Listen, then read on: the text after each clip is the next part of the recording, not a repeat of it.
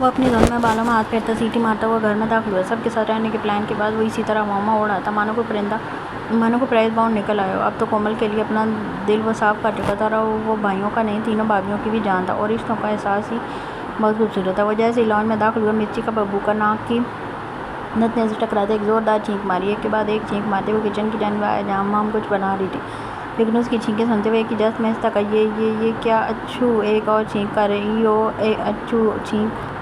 مام اس کی حالت دیکھتی پریشان سی ہوگی، شاید برلاس کو اس سے الرجی تھی۔ وہ ایک دم چھینکوں میں پاگل ہو گیا۔ وہ بھاگ کر چولہا بند کرتی استکائی اور بازو تھامتے باہر صوف پر لے آئی۔ کتنی دیر وہ اس طرح چھینکوں میں نڈھال رہا، آخر میں جا کر تھوڑی تھمی، ناک لال ہو گئی تھی، بال ماتھے پر بکھر گئے تھے۔ تم میرے کچن میں گھسی کیا کر رہی تھی؟ ٹھیک ہوتے فوراً اٹھا اور اس کے مقابل کھڑا ہوا۔ وہ میں فش فرائی کر رہی تھی، وہ نادم سی ہوتی بولی۔ تمہیں کیا ضرورت تھی؟ سدیس مر گیا ہے، اسے کہہ دیتی، اور پلیز اب تمہیں جانا چاہیے، خواہ مخواہ میرے نکاح سے پہلے طلاق ہو جائے گا۔ وہ جھنجلا کر اپنی دھن میں کیا بول گیا اسے خود بھی اندازہ نہ ہوا۔ مام کی آنکھیں اسی پل نمکین پانی سے لبالب بھرنے لگیں۔ آئی ایم سوری، میرا دل چاہ رہا تھا فش کھانے کا۔ وہ سر جھکاتی انگلی کے پور سے آنکھیں صاف کرتی دھیمی آواز میں بولی۔ جب برلاس ایک دم ٹھٹکا اور احساس ہوا۔ اچھا رونا مت، جاؤ بنا لو، میرے لیے بھی ایک کپ کافی بنا دو، میں ابھی فریش ہو کر آیا۔ اپنی بات کا احساس ہوتے وہ جلدی سے بولتا وہاں سے کھسکنے لگا۔ یا اللہ، اب اس کے ہاتھ کی کافی پینی پڑے گی۔ چل برلاس بیٹا، تو گیا کام سے۔ وہ منہ ہی منہ میں بڑبڑاتا اپنے کمرے میں چلا گیا۔ پیچھے مام تو اس کی کافی کا سن کر ہی چہک اٹھی تھی۔ اس کے پیچھے تو نکاح والی بات بھی بھول گئی۔ اس کے آنے سے پہلے وہ اپنے اور برلاس کے لیے کافی بنا چکی تھی۔ فش تو وہیں چھوڑ دی، جس چیز سے آپ کے محبوب کو تکلیف پہنچے آپ کو چاہیے آپ وہ چیز چھوڑ دیں۔ وہ ڈھیلی سی شرٹ اور ٹراؤزر پہنے بالوں کو ہاتھ مار کر سکھاتا کمرے سے نکلتا دکھائی دیا۔ گیلے جسم پر شرٹ کہیں کہیں سے چپک کر اس کے کسرتی بدن کو نمایاں کر رہی تھی۔ اس وقت مام کی جگہ کوئی اور لڑکی بھی ہوتی تو اس کی ان مسلز پر اپنا سب کچھ وار بیٹھی۔ وہ اسی طرح دیکھتی رہی جب تک وہ اس کے سامنے والے صوفے پر آ کر نہ بیٹھ گیا۔ بس تمہاری فیملی نے کب واپس آنا ہے ابروڈ سے؟ تمہیں کافی دن ہو گئے ہیں یہاں۔ اسے بیٹھتے مام کی بات یاد آئی۔ جب وہ اسے واپس لا رہا تھا تو گھر میں کسی کے نہ ہونے کی وجہ سے اس نے یہی بتائی تھی، جس کی وجہ سے وہ بھائیوں سے اپنی آہ برداشت کر رہے تھے۔ اب اتنے تو خود غرض نہیں ہو سکتے کہ اپنا کام نکلواتے اسے چلتا کریں جب تک وہ خود نہ جانا چاہے۔ اور مام نے خود برلاس کو کچھ دن یہیں رہنے کو کہا تھا، اسے بھی کوئی مسئلہ نہیں ہوا، یہ تو اسی بیچارے کو پتا تھا۔ میں تم سے کچھ کہنا چاہتی ہوں۔ وہ جھجکتے ہوئے بولنا شروع ہوئے جب برلاس کا پورا جسم سماعت بن گیا۔ وہ اسی طرح دم سادے اس کی باتیں سنتا گیا۔ زین نے رو رو کر گھر سر پر اٹھا رکھا تھا۔ فہد اس وقت آفس میں موجود۔ پیچھے سے پورے گھر میں صرف فرح اور زین تھے۔ زین 1 سال کا ہونے والا تھا، اسی کے ساتھ اس کا اپنی ماں کو تنگ کرنے کا کام بھی بڑھ چکا تھا۔ وہ کچھ بھی کھانے کو اس کے ہاتھ میں پکڑاتی وہ اپنے ننھے ہاتھوں میں بھیج کر چور چور کرتا سارے فلور پر بکھیر دیتا۔ اس وقت بھی اس کے ہاتھ میں بسکٹ فرح پکڑا کر گئی تھی، جسے کھایا کم اور اس نے گرایا زیادہ تھا، اور اب رو خود رہا تھا۔ تبھی اس کے سامنے ایک سوٹڈ بوٹڈ بے حد وجیح شخص آ کر بیٹھا، جسے دیکھ زین رونا بھولتے اسے دیکھنے لگا۔ ہیلو صالح صاحب، اس کی خوبصورت مردانہ آواز گونجی۔ وہ بچہ ٹکٹکی باندھے اسے دیکھ کے گیا۔ اس کی خوبصورت شکل انجانی تھی، اس سے پہلے وہ صورت زین نے نہیں دیکھی تھی۔ وہ سامنے بیٹھے شخص کو دیکھتے بابا بابا بولنے لگا، جو اب تک 2 لفظ ماما اور بابا اس نے سیکھے تھے۔ وہ شخص وہیں اس کے سامنے زمین پر آلتی پالتی مارے بیٹھ گیا اور وہاں رکھے پیکٹ سے بسکٹ نکال کر زین کو کھلانے لگا۔ وہ بھی رونا بھولتے خوشی سے ہاتھ پیر مارتا کھانے لگا، ساتھ وہاں پڑے کھلونوں کو الٹ پلٹ کرنے لگا۔ اس شخص کی نظریں اس بچے کے چہرے پر ہی مرکوز تھیں جب اپنے عقب سے ایک آواز آئی، تم کون اور میرے گھر میں کیسے گھس آئے؟ فرح کی جانب اس کی پیٹھ تھی۔ وہ شخص بسکٹ رکھ کر ہاتھ جھاڑتا اٹھا اور چہرے پر ایک شریر سی مسکراہٹ لیے اس کی جانب مڑا۔ فرح اسے دیکھتے ایک پل کو مبہوت سی ہو گئی۔ وہ شخص مکمل حسن کا پیکر تھا، جو خود کو دیکھنے والوں کو اپنے سحر میں جکڑ لیتا، یوں کہ وہ کچھ دیر کچھ بول ہی نہیں پاتے جب تک وہ خود نہ ان کو ہوش میں لائے۔ ان قاتلانہ نظروں سے دیکھ کر کیوں دوسری بار طلاق لینا چاہتی ہیں مائی ڈیئر ساسو ماں؟ اس دفعہ پتہ نہیں میرے سسر جیسے شریف آدمی ملے یا نہ ملے اب جیسی فتنہ کو جھیلنے کے لیے۔ اس کی خوبصورت آواز کی سیر سے نکلتے اس کے لفظوں پر غور کرتے فرح کو تو مانو پتنگے ہی لگے۔ کون ہو تم اور یہ کیا بکواس کر رہے ہو؟ میرے گھر میں اندر کیسے آئے؟ تابڑ توڑ ایک ہی سانس میں سوال کرتی ہتھے سے یہ اکھڑ گئی۔ اصل میں طلاق والی بات تو صرف فہد کو پتہ تھی۔ وہ اب ایک انجان کے منہ سے سن کر اسے اندر ہی اندر جھٹکا لگا گیا۔ ویسے بری بات، داماد پہلی دفعہ آئے اور کھڑے کھڑے آپ اس سے سوال کر رہی ہیں، دیٹ از ناٹ فیئر۔ آپ کی شکایت کرنی پڑے گی حکام اعلیٰ سے۔ ویسے کب تک آپ واپس آئیں گے آفس سے؟ کہتے وہ خود ڈیٹو کی طرح جا کر سامنے لاؤنج میں رکھے صوفے پر بڑا جمان ہو گیا۔ فرح اس کی اس قدر ڈٹائی پر دنگ رہ گئی۔ کیا داماد؟ کون سا داماد؟ وہ اب بھی نہیں سمجھی تھی۔ شاید اس شخص کی پرسنالٹی دیکھ کر وہ چاہ کر بھی اسے ضمن سے مناسبت نہیں دے سکتی تھی۔ کہاں یہ اور کہاں وہ؟ ان کی سوچ۔ ویٹ، کہتے اس نے اپنے کوٹ کی جیب سے موبائل نکالا اور ایک نمبر ڈائل کیا۔ کال کی جو پہلی رنگ پر اٹھا لی، ساتھ ہی اسپیکر بھی آن کر لیا۔ سدیس بی بی سائیں کے پاس فون لے کر جاؤ۔ جی بادشاہ، نہایت ادب سے بولتا شاید وہیں جا رہا تھا۔ فرح یہ دیکھ خود بھی لانج میں آئی اور سوالیہ نظروں سے دیکھنے لگی۔ تبھی سامنے سے ایک میٹھی سی آواز ابھری جسے سنتے فرح کی آنکھیں پھٹی، کان خرگوش کی طرح کھڑے ہو گئے۔ جی ابھی کیا کہہ رہا تھا میرا بیبی؟ جیل کے پوچھنے کی دیر تھی، وہ جو کب سے بھری بیٹھی تھی شروع ہو گئی۔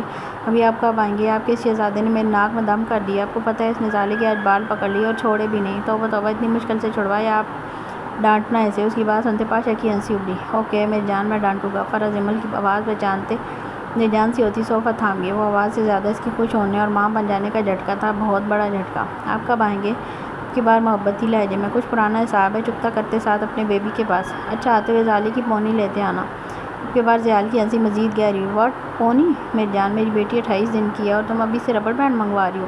وہ جان بوجھ کر بات لمبی کر رہا تھا۔ جمل کی چہکتی آواز سن کر فرح کے چہرے کے اڑتے رنگ دیکھ اسے مزہ آ رہا تھا۔ ہاں تو جو بال آپ کے بیٹے نے پکڑے تھے ان کو تو باندھ دوں نا، اگلی بار پکڑ لیے تو۔ وہ بات کرتے ہوئے اتنی کیوٹ لگ رہی تھی کہ زیال کا دل کیا ابھی جا کر اسے خود میں بھیج لے۔ نہیں پکڑے گا، ہم بال کٹوا دیں گے ان کے عقیقے پر۔ نہیں۔ آگے سے اس کی اتنی بڑی چیخ سنتے زیال نے موبائل تھوڑا دور کیا۔ اب زامل کے بال کٹوا لیں، زالے کے نہیں کٹوانے دوں گی، صرف دھمکی دی۔ اوکے جیسے آپ کا حکم، میں آپ کام کر لوں؟ اجازت طلب کی کہ ہاں کر لیں، اور آتے ہوئے میرا فون بھی لانا، اگلی بار میں اپنے فون سے کال کروں گی آپ کو۔ اوکے میرا بچہ، خیال رکھنا اپنا۔ کہتے ہوئے فون رکھنے ہی لگا تھا کہ جمل کی آواز پھر ابھری۔ ابھی مختصر سا جواب دیا۔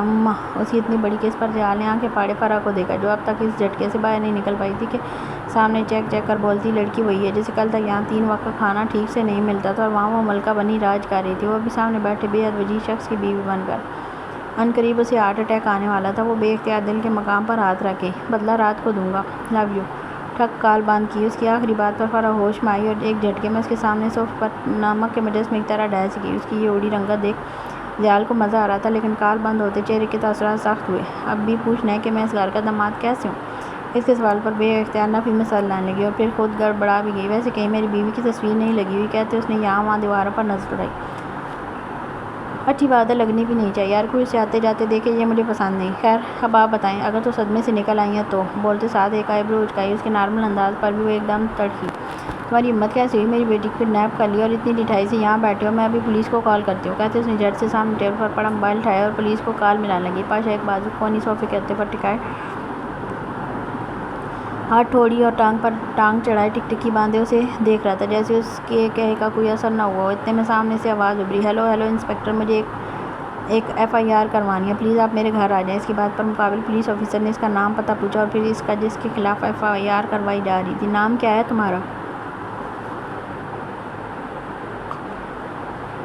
وہ انسپکٹر کے نام پوچھنے پر سامنے بیٹھے ڈیٹ سے مخاطب ہوئی۔ پاشا بے، مطمئن جواب دیا۔ اس کے بتاتے فرح نے انسپکٹر کو اس کا نام بتایا۔ اس انسپکٹر کا سامنے پیپر پر چلتا ہاتھ میں پکڑا پین ایک جھٹکے میں رکا۔ او بی بی، بھری دوپہر میں چرس پی رکھی ہے کیا؟ جانتی ہو کس کا نام لے رہی ہو؟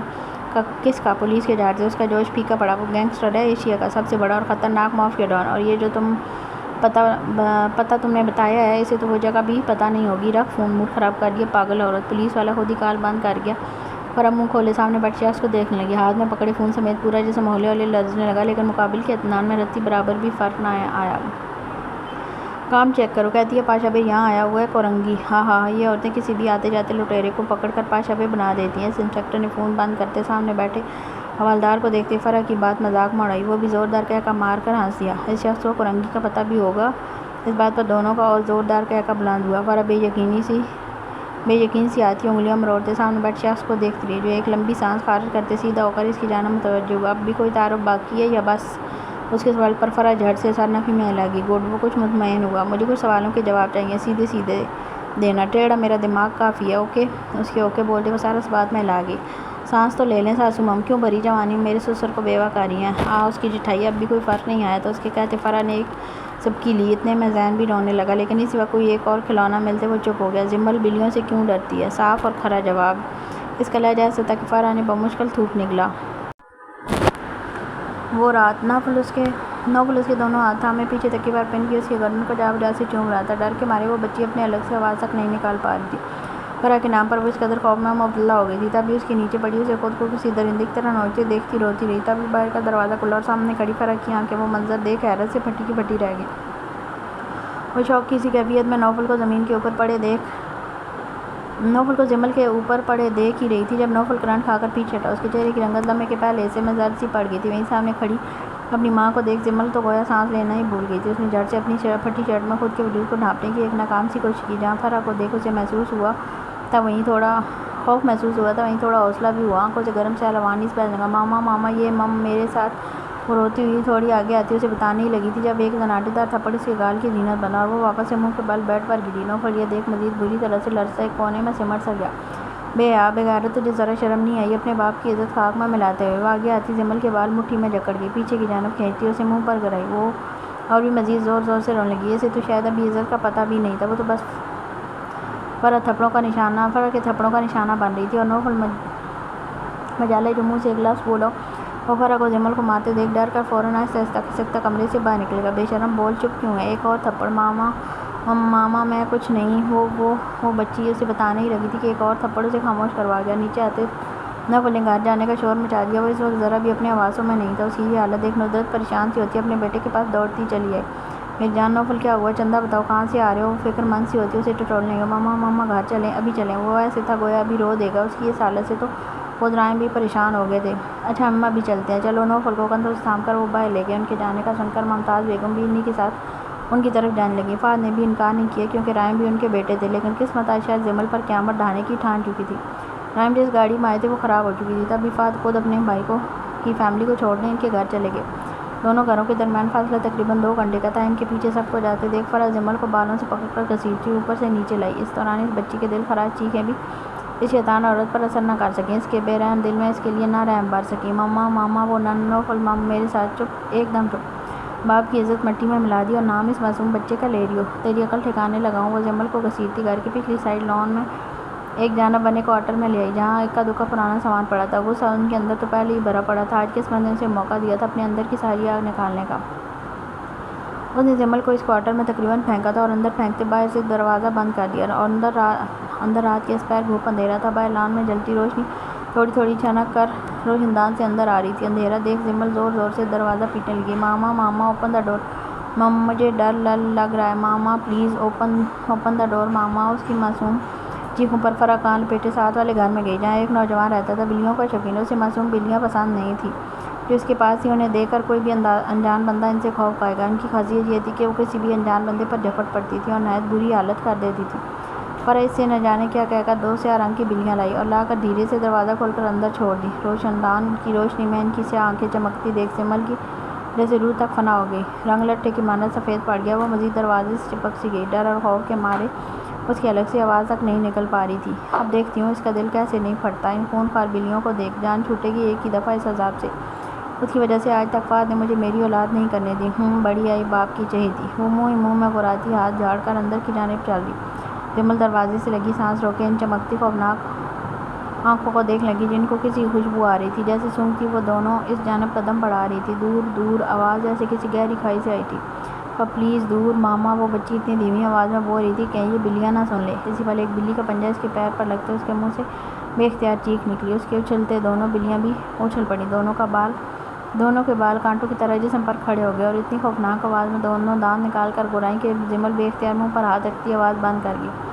آنکھوں سے آنسو بھل بھل گر رہے تھے، جسم کسی بری لرزش کی زد میں آ گیا تھا۔ وہ دونوں بلیاں اب جمل کے قریب دانت نکالے غراتے ہوئے آ رہی تھیں۔ نہیں، دور دور، ماما، ان کو ہٹائیں، دور دور، میرے پاس نہیں آنا۔ وہ بری طرح سے روتی ہوئی دونوں ہاتھ آگے اپنے گھٹنے کے گرد باندھتی چلانے لگی۔ دور، پلیز مجھ سے دور رہو، ماما۔ وہ پھر چلائی۔ افسوس ہے اس فتنہ عورت کی سماعتیں اس کی آواز پر بند ہو چکی تھیں۔ دور، میرے پاس نہیں، ماما بچائیں۔ وہ بلیاں بری طرح سے اس بچی پر جھپٹ چکی تھی، اپنے پنجے اس میں گاڑتی جگہ جگہ سے اس پھٹی شرٹ کو مزید پھاڑنے لگی۔ نہیں، چھوڑو ماما، دور، مجھ سے نہیں، ماما۔ وہ دونوں بلیاں اس قدر خونخوار تھیں کہ پل میں اس بچی کے جسم پر جگہ جگہ پنجے مارتی خون نکالنے لگیں۔ کئی نوکیلے پنجے تھے تو کبھی ان کے دانت۔ وہ دونوں اندھا دھند اس بچی کو نوچنا شروع ہو چکی تھی۔ پورے لان میں اس بچی کی دل خراش چیخیں بلند ہوئیں۔ جس کی بلیاں تھیں وہ لاؤنج میں تیز میوزک چلا کر ہلا گلا کر رہا تھا، اس بات سے انجان کہ اس کا شوق آج ایک معصوم ننھی جان کو کیسے نوچ رہا تھا۔ وہ تاریک منظر اور 4 چمکتی آنکھیں اس قدر خوفناک تھی کہ ان کو دیکھنے نازک دل ذرا لمحہ نہ لگاتے پھٹنے میں۔ جمل چیختی اپنے بچاؤ کی بھیک مانگتی رہی لیکن آج اسے یہ بھیک نہیں ملی۔ وہ اسی طرح روتی چلاتی رہی، اپنی ماں کو پکارتی، اپنے باپ کو آواز لگاتی رہی، کوئی نہیں آیا، کوئی بھی نہیں۔ وہ بچی ان بلیوں کے ساتھ گھل رہی تھی، دونوں بلیوں کے سر پر جیسے خون سوار تھا۔ کتنی دیر وہ بلیاں اسے نوچتی رہیں، بالآخر اس بچی کی چیخیں کم ہوتی ہوتی بالکل بند ہو گئیں۔ وہ اس کمرے کی تاریکی میں خود بھی تاریکی میں جا گری۔ اس کے بعد انتہا بلیوں نے کیسے اسے نوچا، کہاں کہاں زخم دیے، اسے کچھ ہوش نہیں تھا۔ وہ بے سود سی پڑی ہوش آواز سے بیگانہ زیر لب بڑبڑاتی رہی، اب بچاؤ ممی۔ اس کے چہرے کے علاوہ اس کے پورے دودھ یا جسم پر ہر جگہ خون کی سرخ موٹی موٹی لکیریں بن چکی تھیں۔ میں کیسے نہ اسے سزا دیتی۔ آئے دن اسکول کے آوارہ لڑکے دروازے پر آتے تھے، اس کے لیے لو لیٹر لاتے تھے۔ بیٹی اگر غلط راستے پر چل پڑے تو ماں کو ہی اسے صحیح راستہ دکھانا پڑتا ہے۔ اتنی بے حیا نکلی تھی یہ لڑکی، اسکول کے ہر میرزادے سے غلط تعلقات بنا کر بیٹھی تھی۔ اب ایسے میں اسے پچکارتی تو نہیں نا، ورنہ کل کو کسی کے ساتھ منہ کالا کر آتی تو میں کیا جواب دیتی؟ اس کے باپ کو کیا سوتیلی ماں تھی، اس لیے اچھی تربیت نہیں کی۔ فرح نے شروع والی بات زحال کو نہیں بتائی، بلکہ اس بات کو کچھ یوں موڑ دیا کہ جمل کو زمانے بھر کی بے حیا اور بدکردار لڑکی ظاہر کرنے کے لیے کتنے بڑے وہ جھوٹ بول چکی تھی، اسے خود اندازہ نہیں تھا۔ اسکول کے لڑکے کس کے ساتھ آتے تھے یہ نہیں بتایا، نوفل کا نام کہیں نہیں آیا۔ وہ یہ سب اس لیے بول رہی تھی تاکہ اب بھی جو جمل کو اس جیسا کیئرنگ شوہر ملا یہ بھی بدگمان ہو جائے۔ اس کی سوچ کے مطابق اس کے سامنے بیٹھا شخص کو اس کی بیوی کا داغدار ماضی دکھا رہی تھی، اس بات سے انجان کہ وہ کس حد تک جمل کے عشق میں ڈوب چکا ہے۔ فرح کو لگا تھا وہ اٹھے گا، غصے سے گھر جائے گا اور جمل کو 3 طلاق کے لفظ بول کر واپس اس کے حوالے کر جائے گا، لیکن کایا پلٹی۔ وہ اٹھا جو کب سے صرف مٹھیاں بھینچے اس کی بات سن رہا تھا، اپنی آنکھوں میں اترتے خون کو روک رہا تھا، اور ورنہ فرح کی باتیں اس کے اندر جو آگ لگا رہی تھی اس کی جھلک اگر وہ اس کے چہرے پر دیکھ لیتی تو زندگی بھر جمل کا نام لینے سے پہلے 1000 بار سوچتی کہ لوں یا نہ لوں۔ اٹھتے ایک زناٹے دار تھپڑ فرح کے منہ پر پڑا، وہ صوفے پر بیٹھی بیٹھی نیچے کی جانب جھک گئی، دماغ گھوم کر رہ گیا، کان میں سیٹی سی بجنے لگی۔ سن، بالکل سن۔ اس کی کتنی ہی دیر کوئی اور آواز سنائی نہیں دی۔ تمہاری اتنی ہمت کہ تم نے اس معصوم کے ساتھ یہ سب کیا۔ اس نے آج تک عورت ذات پر ہاتھ نہیں اٹھایا تھا، لیکن سامنے بیٹھی عورت نہیں، انسان کے روپ میں شیطان تھی۔ پاچھوں اسے بازو سے دبوچتے اپنے مقابل کرتے، ایک پیر اس کے قریب صوفے پر رکھتے اس پر جھکا، وہ آنکھیں پھاڑے اپنے گال پر ہاتھ رکھے اب تک بے یقینی سے اسے ہی دیکھ رہی تھی۔ ہونٹ کا کنارہ پھٹے خون کی ننھی سی بوند اس کے ہونٹ کے کنارے پر چمک لگی۔ وہ بد چلن۔ وہ کچھ اور بولنے کی ہمت کرنے ہی لگی تھی کہ پاشا کی آنکھوں میں اترا خون دیکھ زبان تالو سے چپک گئی، ذہن بھی رونے لگا تھا۔ ایک لفظ اور نہیں، ورنہ یہیں زندہ زمین میں گاڑ دوں گا، سمجھ آئی؟ اس کا لہجہ ایسا تھا فرح کا رنگ پال میں لٹھے کی مانند سفید پڑ گیا۔ وہ ماضی میں میری نہیں تھی، لیکن اب وہ زحال خان افندی کی بیوی ہے۔ اس کے خلاف ایک لفظ بھی بولا تو زبان کھینچ کر گردن سے لپیٹ دوں گا۔ Got it? اس کے منہ پر دھاڑتے، آخر میں لہجہ دھیما کرتے جواب جا۔ فرح بری طرح سے کانپتی ہوئی سر جلدی جلدی اس بات میں ہلانے لگی، اور رہی بات اس کے اسکول میں چلنے والے افیئرز کی، تو اسے دیکھ کر کوئی بھی بتا دے گا وہ کتنی معصوم ہے، اور اگر وہ کسی کو پسند کر بھی رہی تھی تو اسے اس طرح ہینڈل نہیں کرنا تھا۔ اگر فرح کو اس بچی کے مستقبل کی تھوڑی سی بھی بھنک پڑ جاتی تو وہ اسے ایک لفظ بولنے سے پہلے بھی 1000 بار سوچتی۔ آج وہ بچی ایک گینگسٹر کے دل پر حکومت کر رہی تھی، آج وہ وہاں ہی تاجدار ملکہ تھی جس کے آگے پوری سلطنت جھک کر سلام پیش کرتی تھی۔ آج پوری دنیا میں کسی کی ہمت نہیں تھی کوئی اس کی اجازت کے بغیر اسے سر اٹھا کر بھی دیکھ لے، کیونکہ اس کے پیچھے وقت کا بیداج بادشاہ کھڑا تھا، اس کا محافظ۔ پاشا نے اس کا بازو ایک جھٹکے میں چھوڑا اور موبائل کوٹ کی جیب سے نکالا، نمبر ڈائل کیا۔ فرح اسے بے یقینی سے آنکھیں پھاڑے اب بھی دیکھ رہی تھی، آنکھوں سے آنسو اب بھی جاری تھے۔ وہ کانپ رہی تھی بہت بری طرح، اس بات پر کہ اس نے اس کا یہ حال کر دیا۔ اگر وہ سچ جان لیتا کہ کس بات پر فرح نے جمل کے ساتھ وہ سب کیا تو وہ اسے سچ میں زندہ زمین میں گاڑ دیتا۔ فرح کو بے اختیار اپنی سانس گھٹتی محسوس ہوئی۔ 2 منٹ ہیں تمہارے پاس، کہتے اس نے کال بند کر دی۔ کس چیز کے 2 منٹ؟ فرح یہی سوچ رہی تھی جب داخلی دروازے سے 2 خوبرو نوجوان اندر آتے دکھائی دیے، لیکن ان کو چھوڑے فرح کی نظر ان کے ہاتھوں میں پکڑے پنجروں پر گئی، اور نظر پڑتے اس کی جیسے روح تک فنا ہو گئی، رنگ لٹھے کی مانند سفید پڑ گیا۔ ان پنجروں میں ان سیاہ بلیوں سے زیادہ خطرناک اور خوفناک بلیاں تھیں، کیریسل نسل کی، جن کی قیمت $20,000 سے زیادہ تھی۔ جتنی وہ قیمت میں زیادہ تھیں اتنی خطرناک بھی تھیں، اس کا اندازہ ان کی خوفناک شکل دیکھ کر ہی ہو رہا تھا، جو پنجرے میں بند تھیں اور سامنے فرح کو دیکھتی خوفناک آوازیں نکال کر گھرا رہی تھی۔ یہ کیا ہے؟ وہ آواز باختہ سی پاشا کو دیکھتی پوچھ لگی، جو چہرے پر وہی خطرناک تاثرات لیے ان بلیوں کو دیکھ رہا تھا۔ پامیر اور یاقوت نے وہاں موجود ایک کمرے میں ان 7-8 موٹی تازی خون خوار بلیوں کو چھوڑ دیا اور دروازہ بند کرتے فرح کی جانب آئے۔ انہیں اپنی جانب آتے دیکھ وہ چیختی بکھلاتی پاشا کے پیچھے چھپنے لگی۔ نہیں پلیز۔ وہ دونوں قریب آ چکے تھے اور فرح کو بازو سے پکڑ کر گھسیٹتے ہوئے اس کمرے کی جانب لے جانے لگے۔ فرح کی چیخیں بلند ہونے لگیں، ٹھیک اس طرح جس طرح اس رات اس معصوم کی چیخیں بلند تھیں۔ جیسے فرح نے اپنے کان لپیٹ لیے تھے، ویسے آج وہ بھی بے حس پناہ اپنے کان لپیٹے کھڑا رہا۔ نہیں مجھے معاف کر دو پلیز، میں وہ نہیں سن رہے تھے۔ اس طرح گھسیٹتے اس کمرے میں پھینکا اور دروازہ باہر سے بند کر دیا۔ ذہن اپنی ماں کی چیخوں پر رونے لگا تھا۔ اسے باہر لے جاؤ اور اس اسکول کے پرنسپل کو پکڑو جس کی ناک کے نیچے وہ سب ہوا، اور وہ ان سے انجان رہا۔ اس کے حکم پر دونوں سر خم کرتے بچے کو اٹھا کر اپنے ساتھ لے گئے۔ پیچھے فرح کی دل خراش چیخیں پورے گھر میں گونجتی رہیں، اور وہ درندہ ڈائننگ ٹیبل کی کرسی کھینچ کر کمرے کے آگے بیٹھ کر ٹانگ پر ٹانگ چڑھائے سائیڈ پینٹ کی جیب سے سگریٹ نکال کر سلگانے لگا۔ فرح کی چیخوں سے کوئی بھی اندازہ کر سکتا تھا کہ وہ خطرناک جنگلی بلیاں کیا حال کر رہی ہوں گی اس کا۔ کتنی دیر وہ اس طرح بیٹھا رہا، اب تو چیخیں کم ہونے لگی تھی۔ مطلب آج اس عورت کا حال بھی وہی ہو رہا تھا جو اس بچی کا تھا۔ وہ سگریٹ زمین پر پھینکتے اپنے برانڈڈ جوتوں کے نیچے مسلتا اٹھ کھڑا ہوا۔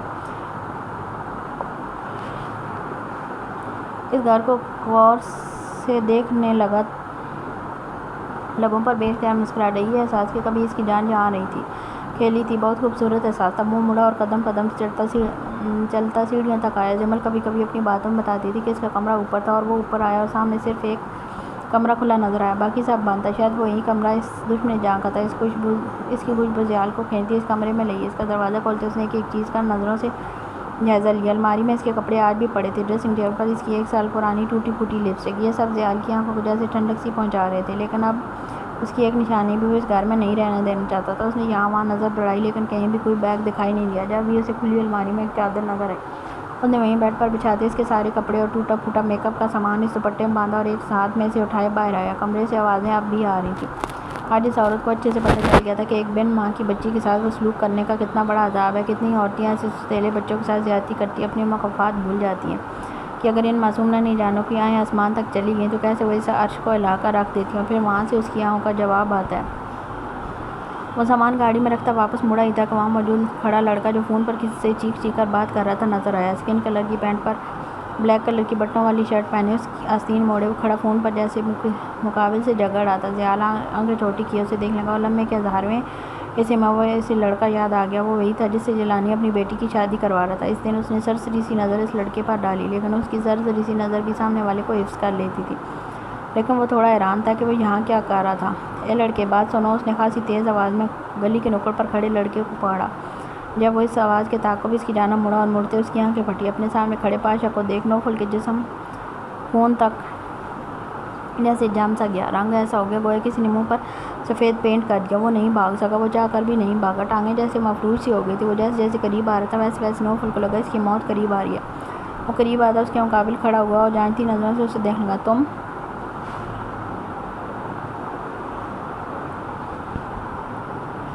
تم وہی ہو نا جیسے جیلانی اپنی بیٹی کی شادی کروا رہا تھا؟ وہ پوچھ نہیں رہا تھا، بتا رہا تھا، لیکن نوفل کے بے جان جسم میں اتنی بھی سکت نہیں تھی۔ وہ گردن ہی موڑ کر ہاں میں یا نہ میں جواب دے دے۔ تم یہاں کیا کر رہے ہو؟ اگلا سوال، لیکن نوفل کی زبان تو جیسے تالو سے چپک کر رہ گئی تھی۔ تم سے کچھ پوچھ رہا ہوں۔ What are you doing here? اس کے سخت لہجے پر نوفل جھٹ سے ہوش کی دنیا میں واپس آتا تھوک نکلنے لگا، ماتھے پر پسینے کے قطرے چمکنے لگے۔ وہ اس سے بات بنانا بھی اس وقت محال ہو رہا تھا۔ یہی ہوتا ہے جب موت سامنے کھڑی ہو۔ اچھے چنگیز خان سیدھی لائن پر آ جاتے ہیں، جیسے یہ کنگ آف ڈیولز آ رہا تھا۔ کل تک سب کے سامنے شیر بننے والا یہاں سانس تک نہیں لے پا رہا تھا۔ میں چوکیدار ہوں۔ جلدی میں اسے یہی جھوٹ ملا جو جھاڑ دیا، لیکن اس کی بات پر پاشا تھوڑا حیران ہوا۔ واہ، جیلانی کے اتنے برے دن آ گئے کہ ایک چپراسی سے اپنی بیٹی کی شادی کروا رہا تھا، میرے ہینڈسم بھائی کو چھوڑ کر۔ ساج یاقوت کا سراپا نظروں کے سامنے لہرایا۔ ٹھیک، لیکن تم لاہور سے کراچی میں کیا کر رہے ہو؟ اگلا سوال۔ نوفل کو لگا وہ تھوڑی دیر مزید کھڑا رہا تو یہیں گر جائے گا۔ اس نے پاشا کے اگلے سوال پر یہاں وہاں دیکھا۔ یہاں میرے رشتہ دار تھے۔ اس سے آگے کچھ کہتا اس سے پہلے فون بج پڑا۔ اس نے دیکھا سدیس کا نمبر تھا۔ پہلی رنگ پر کال اٹھائی۔ ابھی کب تک آئیں گے؟ شام ہوگی۔ اسپیکر تیز ہونے کی باعث کچھ حد تک آواز باہر بھی آ رہی تھی۔ بس میری جان ابھی پہنچا۔ اس کی محبت پاشا کے لہجے سے بھانپتے نوفل کے تن بدن میں آگ سی لگ گئی۔ وہ غصے سے مٹھیاں بھیجتے اسے جاتے ہوئے دیکھنے لگا۔ جب تک وہ منظر سے اوجھل نہیں ہو گیا، اس کے جاتے گہری سانس لی اور بے سود سا ہوتے وہیں زمین پر گر گیا۔ ٹانگوں سے جیسے ساری جان نچڑ گئی ہو۔ موت کو چھو کے واپس آنا کیا ہوتا ہے، یہ کوئی اس وقت زمین پر بیٹھے نوفل رحم خان زادہ سے پوچھے۔ وہ تینوں رات گئے واپس لوٹے جب گھڑی پورا 1 بجا رہی تھی۔ ان کی دونوں گاڑیاں، ایک میں ذیال تھا اور دوسری میں پامیر اور یاقوت، پورچ میں کھڑی ہوئی۔ تینوں ایک ساتھ ہی نکلے، چہرے پر تھکاوٹ صاف عیاں تھی۔ آگے ذیال اور پیچھے وہ دونوں ڈیرے پر چڑھے جب اچانک سامنے کا منظر دیکھ تینوں کے قدموں کو بریک لگی۔ سامنے ان تینوں کی ہی شریک حیات، آنکھوں میں ڈھیر سارا اشتعال لیے ان کے ویلکم کے لیے کھڑی تھی۔ بس اس وقت ہاتھ میں بیلن کی کمی تھی۔ تینوں نے بے ساختہ ایک دوسرے کو دیکھا، جیسے نظروں ہی نظروں میں کہہ رہے ہوں آ گئی شامت۔ تینوں ایک دوسرے کو دیکھ ایسے کھڑے تھے جیسے کسی بڑی عدالت میں مجرم کو پیش کیا گیا اور سامنے سب سے بڑا جج کھڑا ہی پیچھے ہی صوفے پر، ایک ٹانگ صوفے کے ہتھے پر اور دوسری ٹانگ سیدھی صوفے پر رکھے، آدھی کمر کی ٹیک لگائے برلاس ہاتھ میں کافی کا مگ پکڑے بے حد سنجیدگی سامنے چلتی تھرلنگ مووی دیکھ رہا تھا جس میں 3 مسکین شور اپنی بیویوں کے ہاتھوں شہید ہونے والے تھے۔ صدقے شادی کا فائدہ آج لگ رہا ہے، جب باہر سے آؤ تو بیوی دروازے پر کھڑی ویلکم کر رہی ہو۔ ہاں بس تاثرات تھوڑے خطرناک ہیں۔ میک اپ نہیں کیا آپ تینوں نے؟ آخری بات پر پامیر نے لہجہ تھوڑا دھیما کیا، لیکن اس کی بات پر لاس کے علاوہ سب نے سنی۔ یاقوت تو سیدھا منہ پر ہاتھ رکھ گیا، ورنہ یہ سب سے پہلے شہادت کے رتبے پر فائز ہوتا۔ البتہ زیال جیسے کمال مہارت حاصل تھی جنسی روکنے میں، وہ تو کنکیوں سے اپنی بیوی کو دیکھ رہا تھا اور وہ اسے بلا کر قیامت خیز آئی کانٹیکٹ چل رہا تھا۔ Shut up! کہاں آوارہ گردیاں کر کے آ رہے ہو تینوں؟ کومل ایک دم تڑک کر بولی۔ ارے بھائی آپ تینوں نے بتایا نہیں؟ بلراج کی زبان میں کھجلی فوراً جاگی۔ کیا نہیں بتایا؟ کومل سمیت جمل اور میشی نے بھی مڑ کر دیکھا۔ وہ تینوں بھی سوالیہ نظروں سے اسے دیکھ رہے تھے۔ ایک سایہ سا تینوں کے چہرے پر لہرایا۔ کیا وہ جانتا تھا؟ انہوں نے نائٹ کلب کی ممبرشپ خرید لی۔ یہ ہوا تھا دھماکہ۔ 6 کے 6 نفوذ پر وہ تینوں کرانٹ کھا کر مڑی، جبکہ ان بیچاروں کا رنگ ایسا تھا بدن کاٹو تو لو نہیں۔ یاقوت اور پامیر نے تو کھا جانے والی نظروں سے بلراج کو دیکھا، جبکہ زیال جمل کو دیکھتے ساتھ دھیرے دھیرے نفی میں ہلا رہا تھا۔ وہ جانتا تھا ابھی بلراج کی بات کا اختلاف کیا تو تینوں رد کر دیں گے، جتنا وہ چہیتا بن گیا تھا ان کا۔ خیر حساب کل پر رہا۔ شرم نہیں آئی تم تینوں کو یہ حرکت کرتے ہوئے؟ کومل افسوس سے ہی بول سکی۔ بکواس کر رہا ہے، رستہ دو، پہلے ہی کمر اکڑ گئی بچے کو سنبھالتے سنبھالتے۔ وہ کومل کے ایک جانب سے نکلنے ہی لگا تھا جب اس کی آخری بات پر زیال اور یاقوت کو 400 واٹ کا جھٹکا لگا۔ دونوں نے کھا جانے والی نظروں سے اسے دیکھا۔ اور تیری بچے بھی کر لیے؟ توبہ توبہ، ویری فاسٹ! بلراج نے باقاعدہ کانوں کو ہاتھ لگائے، ساتھ اپنی ہنسی دبائی۔ وہ گن گن کر بدلے لے رہا تھا۔ اسے چھوڑ کر چلے گئے تینوں، جس کی وجہ سے آج اس کی روح بے چین تھی کہ کسی کی روح اوپر کیوں نہیں پہنچائی۔ کیا تم نے بچے؟ وہ جملہ ادھورے چھوڑے جیسے کسی گہرے صدمے میں جانے لگی۔ سر چکرانے لگا۔ اس حالت میں اتنی بڑی خبر اس کی برداشت سے بالاتر تھی۔ پامیر نے ایک ہی جس میں آگے آتے اپنے مضبوط بازو کا سہارا دینا چاہا، جسے وہ فوراً جھٹکے۔ دور! میرے پاس بھی نہیں آنا! You bloody chatter! تم نے مجھے اور میرے بچے کو دھوکہ دیا! وہ اب باقاعدہ رونے لگی تھی، جبکہ پامیر کا تو سر چکرانے والا تھا۔ جمل اور میشی نے کومل کو دلاسا دیا۔ زیال جو اب تک کومل کی بات سمجھنے کی کوشش کر رہا تھا، میرے بچے؟ تم اس کی بات کو یقین کرو گی؟ اس کی تو میں… وہ بازو اوپر چڑھاتا بلراج کی جانب لپکا، جو لپکنے سے پہلے چھلانگ لگا کر صوفے کے اس پار کود گیا۔ کیا کہا؟ اب بول! وہ ہاتھ میں ٹیبل پر رکھا فلاور واز پکڑتے ایک دم تڑک اور بولا۔ بچہ؟ ہاں بچہ! تیرے جیسا فتنہ بچہ پال کے بھی ہم اور بچے پالیں گے؟ رک تو کمینے! بولتے وہ صوفے کے اس پار ہوا ہی تھا کہ بلراج ایک ہی جس میں وہاں سے نکل کر آگے آتا حل کے بیچوں بیچ کھڑا ہو گیا۔ دیکھیں ان کو کیسے منہ معصوم کے پیچھے پڑ گئے ہیں۔ نہیں! فلاور واز اٹھ کر اپنی جانب آتے دیکھ وہ ایک چیخ مارتا اپنی بابیوں کی جانب بھاگ گیا۔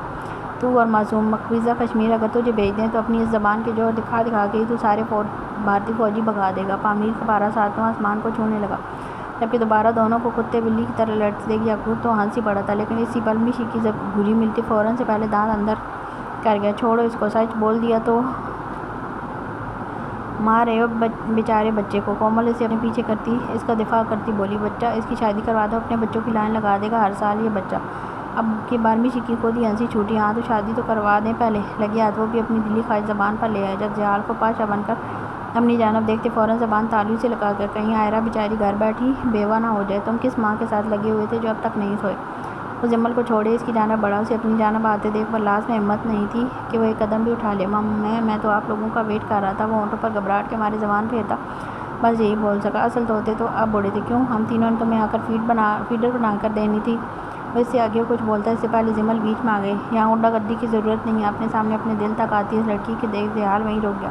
بھلے اس کے آگے وہ ہمت کر سکتا تھا؟ نہ بالکل نہیں۔ تم تو چلو بتاتی ہوں تمہیں میں۔ کومل باقاعدہ پامیر کا کان پکڑ کر کمرے میں لے کر گئی۔ اس کی حالت دیکھ یاقوت گول ہونٹ کرتا او کی آواز نکالتا حیرت اور افسوس کے ملے جلے تاثرات لیے دیکھ رہا۔ تمہارے لیے الگ سے جہاز منگوانا پڑے گا، چلو۔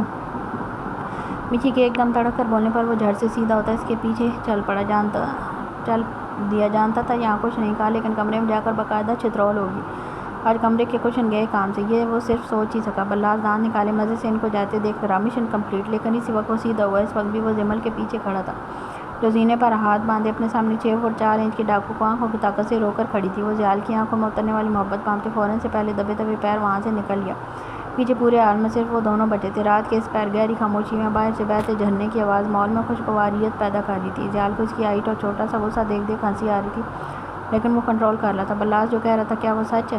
اسپاٹ لہجے میں پوچھا۔ جواب میں زیال نفی میں سارے لا گیا۔ جو ان کا رشتہ تھا اس میں صرف یہ اشارہ بھی کافی تھا۔ تو کہاں گئے تھے آپ صبح کے نکلے ہوئے؟ اگلا سوال۔ بتایا تھا کچھ حساب رہتا تھا 5 سال پرانا۔ اب وہ کیا بتاتا؟ کون سا حساب؟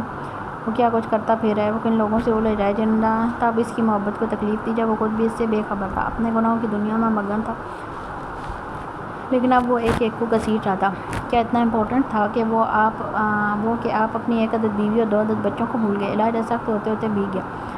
اگر سامنے کھڑے شخص آپ کو منانے کی پوری تیاری میں کھڑا ہو تو غصہ بیکار ہو جاتا ہے۔ اس کی وہ محبت بھری نظریں بھانپتے جمل کا دل بھاری سا ہوا۔ وہ ایک قدم آگے آئے اور اپنے بازو اس کے گرد پھیلاتے پیچھے اس کے نازک کمر پر لے گئے، جسے تھامتے خود سے لگاتے درمیان میں ہوا تک گزرنے کا راستہ بھی بند کر گیا۔ وہ قریب تھا، بے حد قریب۔ جمل کے دن ختم ہو رہے تھے جس کے بعد وہ آزاد تھا۔ اپنی ہر باک حرکت کرنے کے لیے۔ یہ سوچ کر ہی جمل کا دل یکبارگی سے دھڑکا تھا۔ میری بیوی اور میرے بچوں سے زیادہ اہم تو میں خود بھی نہیں ہوں، بولتے اس کی دونوں ایزل آنکھیں جھک کر چومی۔ حال میں سردی ایک دم بڑھ گئی تھی، باقاعدہ جمل کانپنے لگی اور اس کی غمخوار جیال کے لمس کی وجہ سے یہ وہ جانتا تھا۔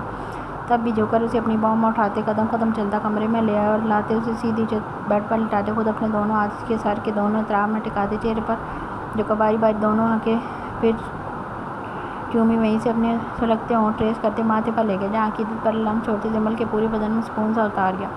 نظر اسی پر جمل کے ہونٹوں پر پڑی، دل اتنی زور سے دھڑکا کہ بند کمرے میں اس کے دھڑکنے کی آواز دونوں نے بخوبی سنی۔ جیال اس کے پنکھڑی سے لب دیکھتا رہا، جمل اس کی نظریں اپنے ہونٹوں پر محسوس کرتے لب گٹکنے کی کوشش کرنے لگی۔ دل جیسے بند ہو رہا تھا اور پھر وہ سانسیں بھی بند کر گیا۔ جمل کے ہونٹوں پر جھکتے وہ پورے اشتیاق سے خود کو ان کی نمی سے سیراب کرنے لگا۔ جمل اس کے رخسار پر آتے کہ اس کی اس جان لیوا گستاخی میں اس کا ساتھ دینے ہی لگی تھی کہ پیچھے سے زالے کے رونے کی آواز آنے لگی۔ اسے سنتے جمل نے ایک دم سے حال کو پیچھے کیا۔ وہ ایسے اسے دیکھ رہا تھا جیسے ایک بچے کی بھوک بیچ میں رہ گئی اور اس سے جیسے فیڈر چھین لیا گیا، بس دھاڑے مار کر رونے کی کمی رہ گئی تھی۔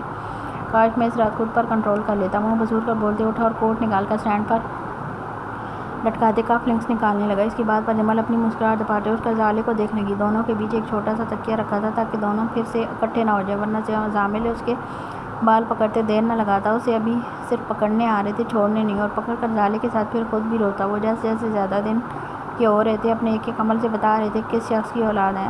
جمل زالے کو گود میں لیے فیڈ کروا ہی رہی تھی جب زیال بلیک ٹراؤزر پر بلیک کی ویسٹ پہنے، پیچھے گردن پر ٹاول گرائی شاہ لے کر نکلا۔ بالوں سے پانی ٹپک رہا تھا لیکن جمل کی نظر تو اس کے مسلز پر تھی۔ ایک تو ظالم کا گورا بدن، اوپر سے اس کے کسرتی بدن پر سیاہ رنگ کی ویسٹ۔ جمل کو اپنی نظریں پھیرنی اس وقت دنیا کا مشکل ترین کام لگا، جبکہ وہ میز نہ بنا مرر میں جمل کو ہی فیڈ کرواتے دیکھ رہا تھا۔ وہ جس کے سامنے کروانے سے کتراتی تھی، اس وقت اس کے حسن میں گم ہو کر اپنی حالت بھی بھول گئی، یہاں تک کہ وہ خوشبو سے معطر ہوتا ہاتھوں پر وہی وینی ہینڈز والی ٹیوب لگاتے اس کے قریب بیڈ پر آیا اور عین اس کی گود میں لیٹی زالے پر جھک کر اس کی روئی سے گال چومنے لگا۔ اس کی اس حرکت پر جمل کرنٹ کھا کر ایک دم پیچھے ہٹی۔ دل اتنے زور زور سے دھڑک رہا تھا مانو ابھی ساری باڑیں توڑ کر باہر نکل آئے گا۔ وہ ہونکوں کی طرح اسے دیکھتی جلدی جلدی شرٹ کی زپ بند کر گئی، جبکہ زالے کو یہ منظور نہ تھا۔ وہ تب بھی رونے لگی۔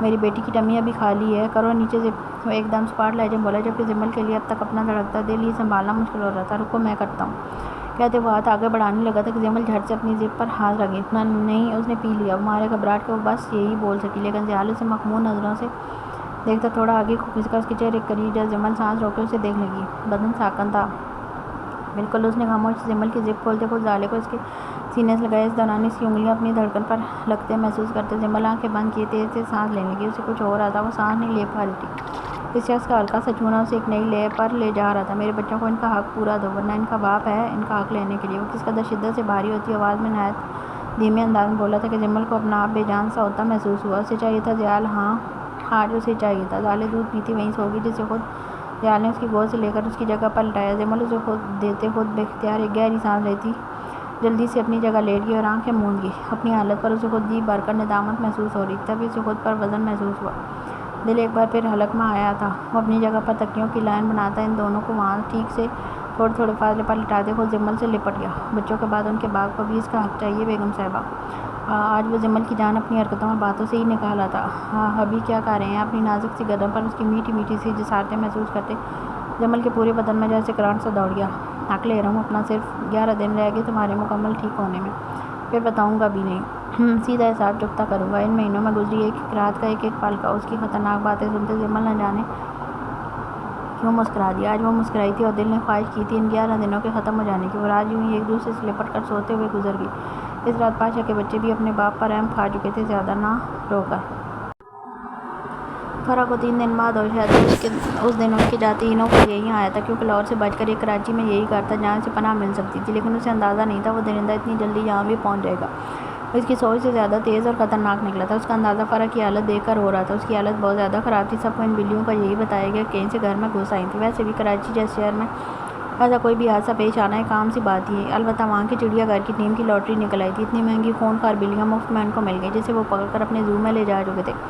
فہد پریشان سے یہاں وہاں چکر کاٹتے ایک نظر فرح کو دیکھتے ہی انہیں یہی زخم کچھ وقت پہلے جمل کے بدن پر بھی نظر آئے تھے، جسے فرح نے یہ کہہ کر ٹال دیا کہ وہ گر گئی جس کی وجہ سے خراشیں آ گئیں۔ وہ باپ تھے، صرف ہاتھ دیکھ سکے تھے اور خود کو مطمئن کر گئے، لیکن اب سامنے ان کی بیوی تھی جس کے ہاتھوں اور بدن پر وہی زخم دیکھ انہیں عجیب سی کشمکش میں اپنا آپ گرا محسوس ہو رہا تھا۔ نوفل بھی وہیں تھا، ذہن کو بھی وہیں سلا کر باہر سے اندر آیا تھا۔ تم یہیں ہو نا؟ کچھ دن رک کر نوفل کو دیکھتے پوچھا۔ جی چاچو، فی الحال تو یہیں ہوں، ایک پروجیکٹ کے پورے ہونے تک۔ ٹھیک ہے، میری ایک میٹنگ میں جلدی وائنڈ اپ کر کے آنے کی کوشش کروں گا۔ اگر ڈاکٹر کی ضرورت پڑے تو نمبر 1 رپورٹس میں کال کر کے بلا لینا۔ ان کی ہدایت پر سر لاتے اس نے ایک نظر فرح کو دیکھا۔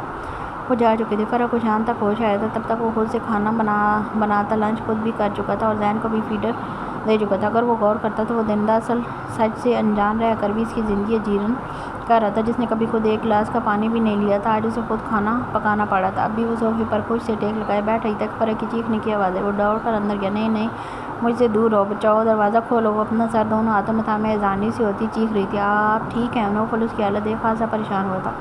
وہ خونخوار بلیاں اسے اپنا آپ نوچتی ہوئی محسوس ہو رہی تھی۔ وہ کمرے کی اندھیری اسے اپنی آنکھوں کے سامنے دکھ رہی تھی۔ پورا بدن اس خوف کے زیر اثر بری طرح سے کانپ رہا تھا۔ بچاؤ، دروازہ کھولو، میں معافی مانگتی ہوں۔ وہ اب بھی چیختی باقاعدہ رونے لگی تھی۔ اس وقت اس کے ذہن کے پردے پر چپک چکا تھا۔ نوفل سے جب خود کنٹرول نہ ہوئی تو مجبوراً سے ڈاکٹر کو بلانا پڑا، جو اگلے آدھے گھنٹے میں ان کے گھر موجود تھا۔ انہوں نے آتے ہی فرح کو نیند کا انجیکشن دے دیا تھا، جس کے بعد وہ اگلی صبح تک ہوش میں نہیں آئی تھی، اور یہ سلسلہ یہیں نہیں تھما تھا۔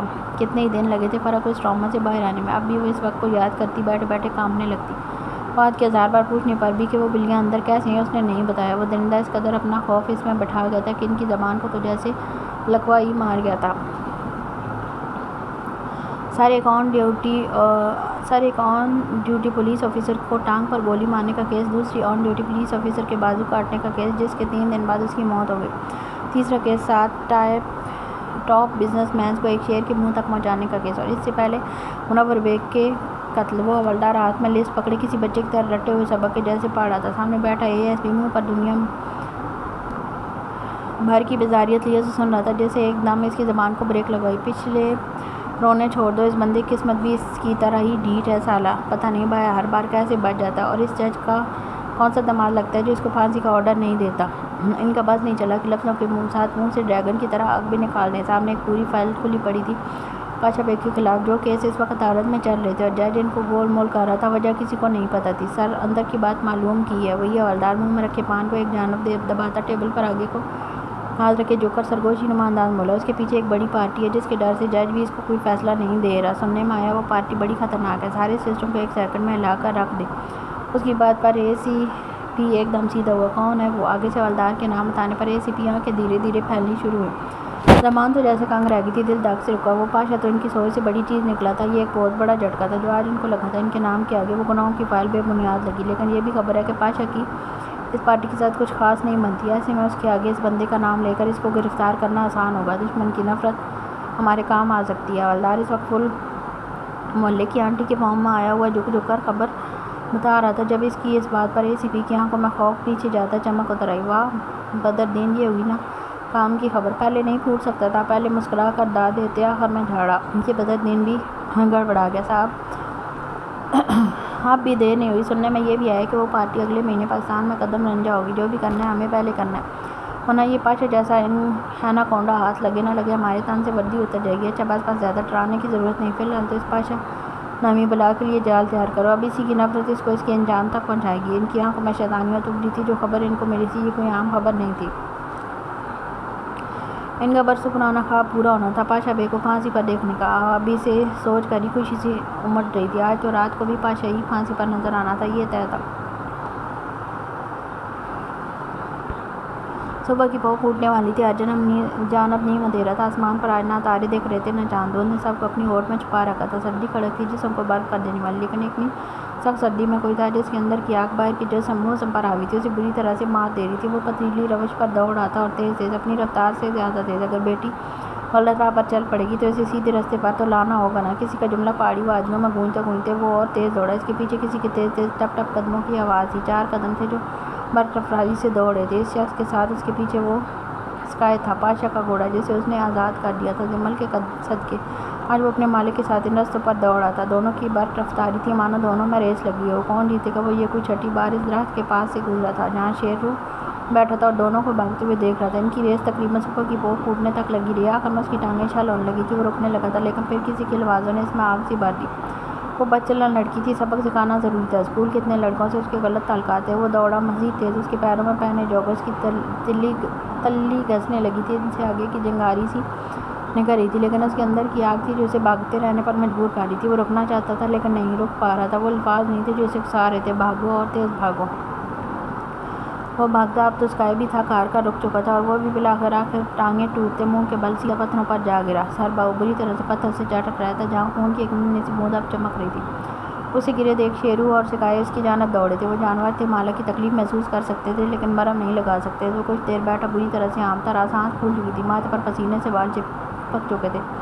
ٹریک سوٹ میں اس کا جسم پسینے سے چرابور ہو چکا تھا اور اب اسی پسینے کی وجہ سے باہر کی سردی اس کے جسم کے آر پار ہو رہی تھی۔ اس پر کپ کپی طاری ہو رہی تھی۔ وہ دھیرے دھیرے کانپنا شروع ہو گیا تھا۔ عنقریب تھا کہ اس کی کلفی جم جاتی۔ اس سے پہلے وہ سچ میں جم جائے۔ اسکائی کی رسی کھینچی، وہ جھک گیا جس کی پشت پر سوار ہوتے۔ ایک دفعہ رسی کھینچی تھی اور اسکائی بار رفتاری سے دوڑ پڑا تھا۔ اب کی بار شیرو بھی اس کے پیچھے تھا۔ تیز ٹھنڈی ٹھار ہوائیں اس کے جسم آر پار ہوتی جا رہی تھیں لیکن اسکائی کے پتھروں کے اوپر سے بڑی بڑی جمپ اسے یوں محسوس کرواتے تھے جیسے وہ وہاں اڑا ہو۔ یہ فریزین گھوڑا تھا، سیاہ رنگ کا، بڑے بڑے سلکی بالوں والا، جو اس کی گردن پر پشت پر تھے جو دوڑتے وقت ہواؤں میں لہراتے تھے۔ وہ ایک نسلی گھوڑا تھا جو اپنے مزاج، ذہانت اور انرجی کی وجہ سے خاصا مشہور تھا۔ پاشا کے پاس وہ تب سے تھا جب سے وہ اس گناہوں کی دلدل میں آیا تھا۔ اتنے سالوں کا ساتھ فقط اس لیے چھوڑا کیونکہ اسے تب صرف ایک کو قید کرنا تھا، اسے اپنا بنانا تھا، باقی سب آزاد تھے۔ لیکن آج وہ اپنے مالک کو انہی پہاڑوں میں دیکھ واپس لوٹ آیا تھا۔ شاید اب سب نے واپس آنا تھا، کہانی کے آخر میں اپنا عمدہ کردار نبھانے۔ وہ اسکائی کو واپس پہاڑوں میں چھوڑ آیا، ساتھ شیرو کے کھانے کا انتظام بھی کر آیا جو اب وہ خود سے کرنے لگا تھا، آزاد رہ کر اس جنگل کے بادشاہ کا ساتھی بن کر۔ شمس کے دکھائے گئے نقشوں میں ایک گھر تینوں کو ہی پسند آ گیا تھا جو اتنا بڑا تھا کہ ان کی آگے آنے والی 7 نسلوں کی نسل بھی آرام سے رہ لیتی۔ لیکن اتنا بڑا گھر دیکھ یعقوب کو ان خواتین کی دماغی حالت پر شبہ ہوا جو ان کے سامنے صف پر بیٹھے لیپ ٹاپ میں کچھ کام کر رہا تھا۔ وہ تینوں سر جوڑے بیٹھی فلور پر پھیلے نقشے کو دیکھ رہی تھی۔ دونوں بچے کمبل میں اچھے سے دب کے سو رہے تھے۔ آج کومل نے خود ان کی مالش اچھے سے کر کے نہلا کر سلایا تھا۔ اب تینوں کے نامدار شوہر ڈاکو ہیں، کوئی بزنس مین نہیں۔ اتنا بڑا گھر بنوانے کے لیے ہمیں تقریباً 1 برس لگ جائے گا، پیسہ لوٹ لوٹ کر بنوانے میں۔ وہ ایک دم کھلس کر بولا جب اس کی بات پر تینوں کا چہرہ سا اتر گیا۔ تبھی پامیر ڈھیلی سی ٹراؤزر اور شرٹ پہنے اپنی نیند کی وجہ سے سرخ آنکھیں مسلسل کمرے سے باہر آیا۔ وہ رات لیٹ سونے کی وجہ سے لیٹ اٹھا تھا۔ کومل ناشتہ دو، اس نے خاصی تیز آواز میں بولتے صف پر جگہ سنبھالی۔ جمل اور میشی نے کومل کو دیکھا جو پامیر کو ہی بھول رہی تھی۔ رات اچھی ریزریشن ہوئی تھی اس کی جس کے باعث وہ صبح دیر سے اٹھا۔ لگتا ہے رات خوب جھاڑا ہے پامیر بھائی کو۔ میشی کی سیانی سی ہنسی ہنستے پھر سے نقشے پر جھکی۔ وہ ڈیزرو بھی کرتا تھا، آیا بڑا کلب جانے والا۔ رات پامیر نے اس کے قدموں میں بیٹھ بار کر یقین دلایا تھا لیکن وہ اب بھی جل کوڑ رہی تھی۔ تبھی دونوں نے جمل کو دیکھا جو میز نیسی بنی دونوں کو دیکھ رہی تھی۔ تم بتاؤ پاشا کی کتنی کلاس لی؟ ان کے سوال پر جمل کی ہنسی یکدم غائب ہوئی۔ گزری رات پالما آنکھوں کے پردے پر لہرائی۔ اسی پر باہر سے وہ سرمئی رنگ کا ٹریک سوٹ پہنے آدھی زپ کھولے جس کے اندر سے گول گلے والی شرٹ بھی نظر آ رہی تھی، آستین اوپر چڑھا رکھی تھی، بال بے حد پرکش انداز ماتھے پر بکھرے پڑے تھے۔ وہ سب بھولے سامنے سے آتا اس شخص کو دیکھتی رہی جو قسمت میں اس کا لکھا تھا۔ وہ سارے کا سارا اس کا تھا، اس کا یقین وہ کبھی کبھی نہیں کر پاتی تھی۔ اس کی جھیل سی گرے آنکھیں چمکتی مسکراتی ہوئی، وہ اس کا تھا، پورے کا پورا اس کا۔ جھیلیں کیا ہیں اس کی آنکھیں، عمدہ کیا ہے اس کا چہرہ، سامنے سے مسکرا کر وہ اسی کی جانب آ رہا تھا۔ خوشبو کیا ہے اس کی سانسیں، گزری رات اس کی مہکتی سانسیں اپنے چہرے پر یاد ہیں۔ خوشیاں کیا ہیں اس کا ہونا، کل رات دیر تک نہ آنے پر ایک دم اس کا آ جانا، تو غم کیا ہے اس کی جدائی، اس کی غیر موجودگی میں دل کی بے چینی سوا تھی۔ سردی کیا ہے اس کی اداسی، رات وہ اداس تھا، نہ جانے کیوں وجہ سے وہی جانتا تھا۔ گرمی کیا ہے اس کا غصہ، یعقوب کی بات وہ آتے ہوئے سن چکا تھا، تبھی بیچ میں آتے اس کی پیٹ پر مکہ جڑا۔ وہ قریب آتا وہیں فلور پر اسے جوڑ کر بیٹھ چکا تھا بنا کسی کی پرواہ کیے۔ ان کا کپل ساتھ میں ایسا تھا جیسے دیکھ کر چاہنے والے ماشاءاللہ اور جلنے والے اندر تک سلگ جاتے۔ کون سا گھر پسند آیا؟ مسکرا کر پوچھا۔ میشی اور کومل اسے بتانے لگی جب جمل پاگل سی ہوتی ہے یکٹک اسے دیکھے گی۔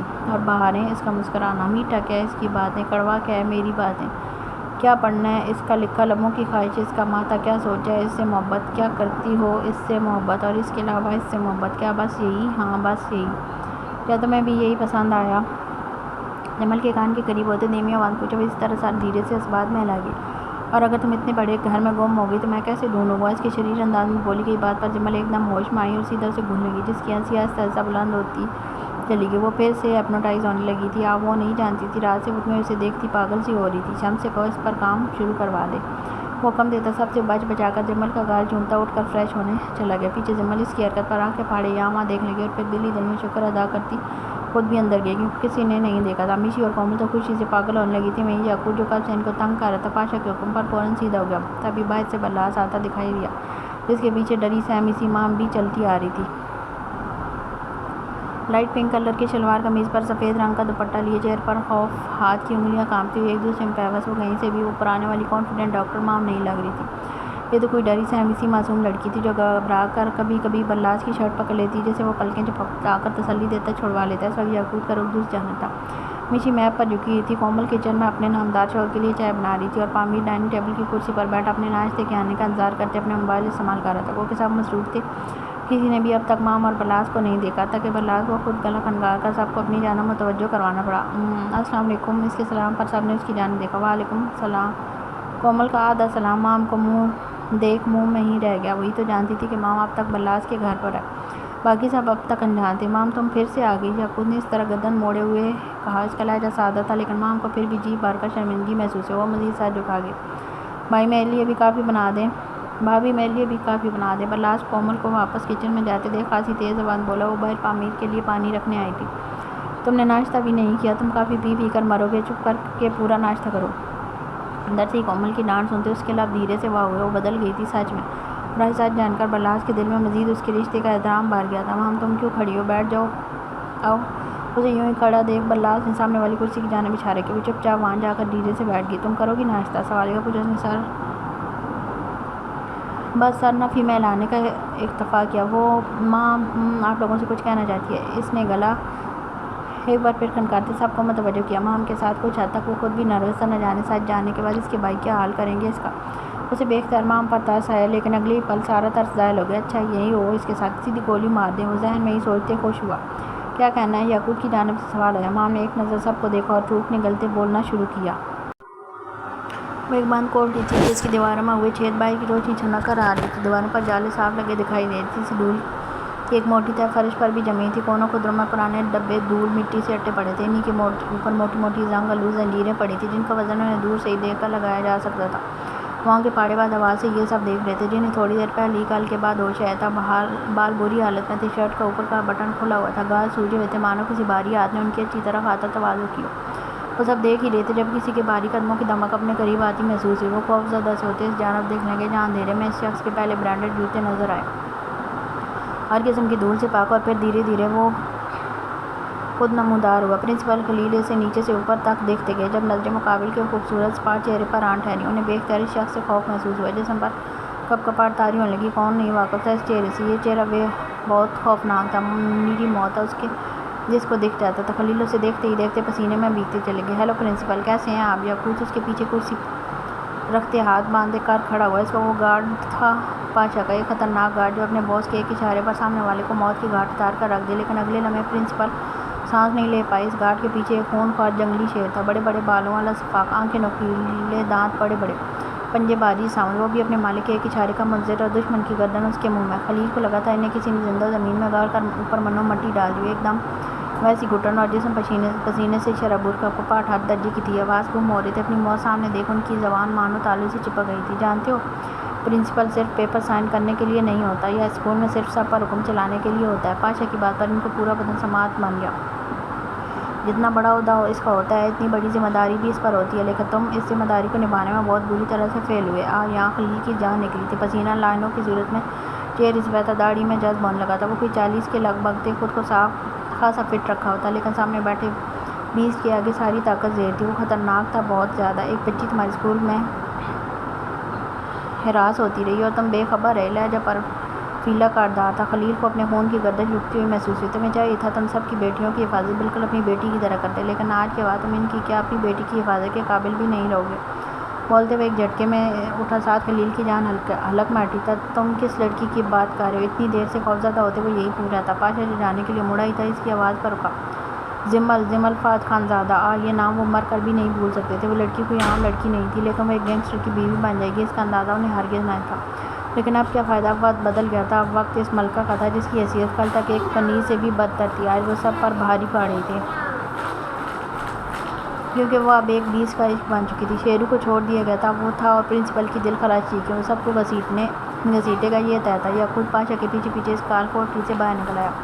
مجھے سمجھ نہیں آیا آپ نے اتنی سی بات پر اس کو اتنی دردناک موت کیوں دی؟ وہ کتنے عرصے سے اس کے ساتھ تھا، جانتا تھا وہ 20 کسی کے ساتھ ناانصافی نہیں کرتا، وہ غلطی دیکھ کر سزا دیتا ہے۔ اور یاقوت کو پرنسپل کی غلطی اتنی بڑی نہیں لگی، وہ تو بس انجان تھا سچ سے۔ زمل کو ہراس کرنے میں وہ بھی شامل تھا۔ ایک جملہ بولتے وہ آنکھوں پر گلاسز لگاتا وہاں سے نکل گیا۔ یاقوت وہیں کا وہیں کھڑا رہا۔ کیا کچھ تھا جو اسے نہیں پتا تھا نہیں یعقوب ایک بار پھر اندر گیا۔ شیرو اتنی ہی دیر میں اس پرنسپل کو چیر پھاڑ چکا تھا۔ اس کے ٹکڑے ٹکڑے دیکھ یعقوب کو ایک دم ابکائی گئی۔ وہ دوڑ کر ایک جھاڑی پر جھک گیا۔ یہ کوئی بہت پرانا علاقہ تھا جہاں ایک بہت بڑا گودام ایک بڑے رقبے پر پھیلا ہوا تھا۔ جانور وردی پہنے گارڈ ہاتھوں میں بندوقیں لیے یہاں وہاں پہرے پر تھے۔ یہ گودام وہ تھا جہاں سے الیگل ہتھیار گنڈوں کو اسمگل کیا جاتا تھا، جن کا لائسنس نہیں ہوتا تھا۔ وہیں ایک گاڑی کے ٹائر چرچرانے کی آواز فضا میں گونجی تھی۔ سب نے ایک نظر مڑ کر آنے والی گاڑی کو دیکھا جو ایک نہیں تھی، اس کے پیچھے اور بھی گاڑیاں تھیں جن کی روف اوپن ہوتے ان میں سے سیاہ ماسک پہنے مسلح افراد نکلے اور دیکھتے ہی دیکھتے وہاں موجود گارڈز کے سینے چھلنی کرتے گئے۔ ایک آگ سی ان کی بندوقوں سے نکلتی اس گودام سمیت سب کو اپنی لپیٹ میں لے رہی تھی۔ کسی کو سنبھلنے کا موقع نہیں ملا، نہ پاشا گینگ سنبھلنے کا موقع دیتا تھا۔ سب سے آگے گاڑی بلاس کی تھی جس کے ساتھ فرنٹ سیٹ پر مام بیٹھی دھڑا دھڑ ہوتی، فائرنگ سے خوفزدہ سی ہوتی، بلاس کا بازو تھامتی، زور سے آنکھیں میچی۔ اس وقت بلاس خود باہر کی جانب متوجہ تھا۔ اس کو اپنا بازو نہیں چھڑوایا۔ پہلی بار کوئی عورت ان کے ساتھ ایسے وقت میں آئی تھی۔ فائرنگ ہوتی گئی اور دیکھتے ہی دیکھتے اس گودام پر پاشا گینگ قابض ہو گیا۔ بلاس گاڑی روکتے نیچے اترا اور دوسری جانب سے آ کر مام کا دروازہ کھولا۔ وہ ڈری سہمی سی باہر آنے سے بھی گھبرا رہی تھی۔ گھبراؤ نہیں، اگر تمہاری فیملی اندر نہ ملی تو گھبرانا بنے گا بھی تمہارا۔ وہ اسپاٹ لہجے میں بولتا جیسے مام کی روح کھینچ گیا۔ کیا وہ سب پاشا کا کوئی حکم ٹال سکتے تھے؟ نہیں، پھر چاہے سامنے کوئی بھی ہو۔ وہ بلاس کا ہاتھ پکڑتی دھیرے سے باہر نکلی۔ تبھی اندر ایک آدمی نکلا جس سے پہلے وہ فائر کرتا۔ بلاس نے اس کے ماتھے پر فائر کرتے وہیں ڈھیر کر دیا۔ اسے گرتے دیکھ مام کی ایک چیخ برآمد ہوئی۔ وہ ہاتھ چھڑائے دونوں ہاتھ کانوں پر رکھتی بری طرح سے کانپتی ہوئی سامنے پڑے بے جان وجود کو دیکھنے لگی۔ بلاس چھوڑ کر اندر کی جانب بڑھنے لگا جب خود مام اسی کے پیچھے گئی۔ مام بھی جلدی سے اسی کے پیچھے گئی۔ اندر موجود گارڈز ہاتھ اوپر کیے زمین پر گھٹنے ٹیکے سر جھکائے بیٹھے تھے۔ ان کے اوپر پاشا کے بندے بندوقیں ان کے سروں پر تان کر کھڑے تھے۔ بلاس نے جہاں وہاں نظر دوڑائی، سامنے بہت سارا مال تھا۔ اس نے آگے بڑھ کر اس کا ایک نظر جائزہ لیا۔ سارے کا سارا مال ٹپ ٹاپ تھا، لیکن تبھی اس کے پیچھے کسی کے سر کے بال نظر آئے۔ بلاس قدم قدم چلتا اس ٹیبل کے دوسری جانب آیا جہاں ایک سوٹڈ بوٹڈ شخص آنکھیں میچے خوف سے کانپ رہا تھا۔ بلاس نے سر کے بالوں سے پکڑتے اسے اٹھا کر اپنے مقابل کیا۔ وہ مزید خوف سے لرز اٹھا، چہرے کا رنگ لٹھے کی مانند سفید پڑ گیا۔ تیرا نام؟ کرخت لہجے میں پوچھا۔ جلال۔ تو جلال ہے تو میں خیر ہوں۔ اگر برپا ہو گیا تو تیری 7 نسلیں تباہ ہو جائیں گی۔ اسے کالر سے دبوچ کر اپنے مقابل کیا۔ چل بتا یہاں کون کون سی فیملی کو کڈنیپ کر رکھا ہے؟ سر یہاں ایک نہیں بہت سی فیملیز کا کڈنیپ ہے۔ وہ خوف سے لرزا بس یہی بول پایا جب بلاس کو زوردار جھٹکا لگا۔ وہ صرف مام کی فیملی سوچ کر آیا تھا۔ چل بتا کہاں ہے سب؟ اس کا کالر جھٹک کر اپنے آگے لگاتے پیچھے اس کی کمر پر اپنی ریوالور کی نال پیوست کی۔ وہ شخص یوں ہی خوف سے کانپتے اندر کی جانب لے گیا جہاں ایک کی قطار میں کافی سارے کمرے، سب کی دروازے پر ایک چھوٹی چھوٹی سی کھڑکی بنی تھی۔ اس نے آگے بڑھ کر ایک دروازہ کھولا جس میں 2 بچے اور ایک عورت تھی۔ تینوں ہی نہایت خستہ حالت میں تھے۔ بلاس نے مڑ کے مام کو دیکھا۔ اس نے بھی سر نفی میں ہلا دیا، مطلب وہ نہیں تھی اس کی فیملی۔ اسی طرح وہ شخص ابھی دروازے کھولتا گیا۔ سامنے موجود لوگوں کی حالت دیکھ بلاس کو ان پر بے اختیار ترس آیا۔ پھر ایک کمرہ آیا جس کے کھولتے مام کے منہ سے چیخ نکلی۔ وہ منہ پر ہاتھ رکھے بے یقین سی سامنے دیکھتی رہی جہاں اس کی بہن اور ماں باپ بے ہوش پڑے تھے۔ وہ بھاگتی ہوئی ان کے پاس گئی اور نیچے زمین پر بیٹھتے ایک ایک کا کندھا ہلانے لگی۔ امی امی اٹھیں، ابو اٹھیں، آپ کو کیا ہوا؟ وہ روتے بکھلائی سی سب کا باری باری کندھا ہلاتی گئی۔ کیا کیا ان کے ساتھ؟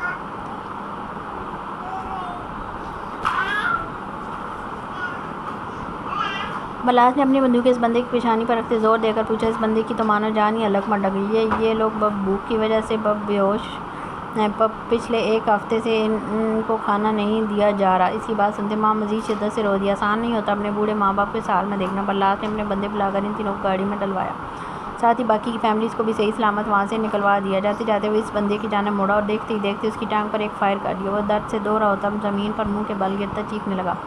سینے میں گولی اس لیے نہیں ماری کہ زندہ رہو اور اپنے مالک کو بتاؤ آئندہ پاشا سے پنگا لیا تو لاش کو کفن بھی نصیب نہیں ہوگا۔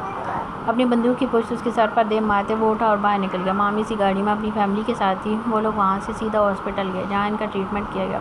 تب تک بلاس اسی کے ساتھ تھا۔ ایسے میں سے چھوڑ کر جانا اسے خود بھی مناسب نہیں لگا تھا۔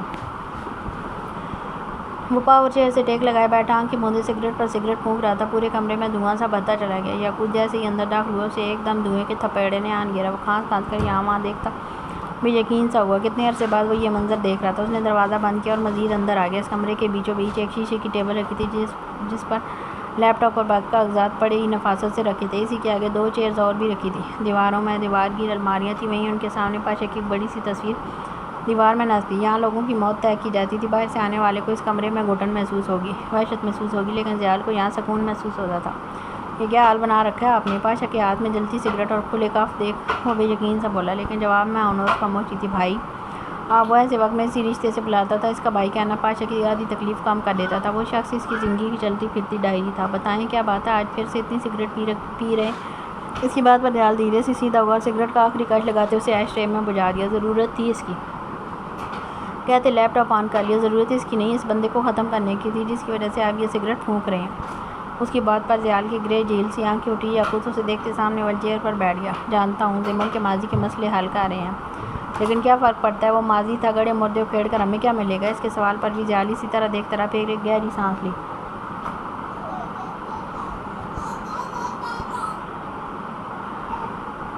یاقوت اگر تمہیں پتہ چلے تمہاری بیوی ماضی میں کسی کو پسند کرتی تھی تو کیا کرو گی؟ اس کے سوال پر یاقوت کے دل کو جیسے دھکا سا لگا۔ پل میں وہ رات یاد آ گئی، وہ لڑکا اور میشی اذیت سی اذیت تھی۔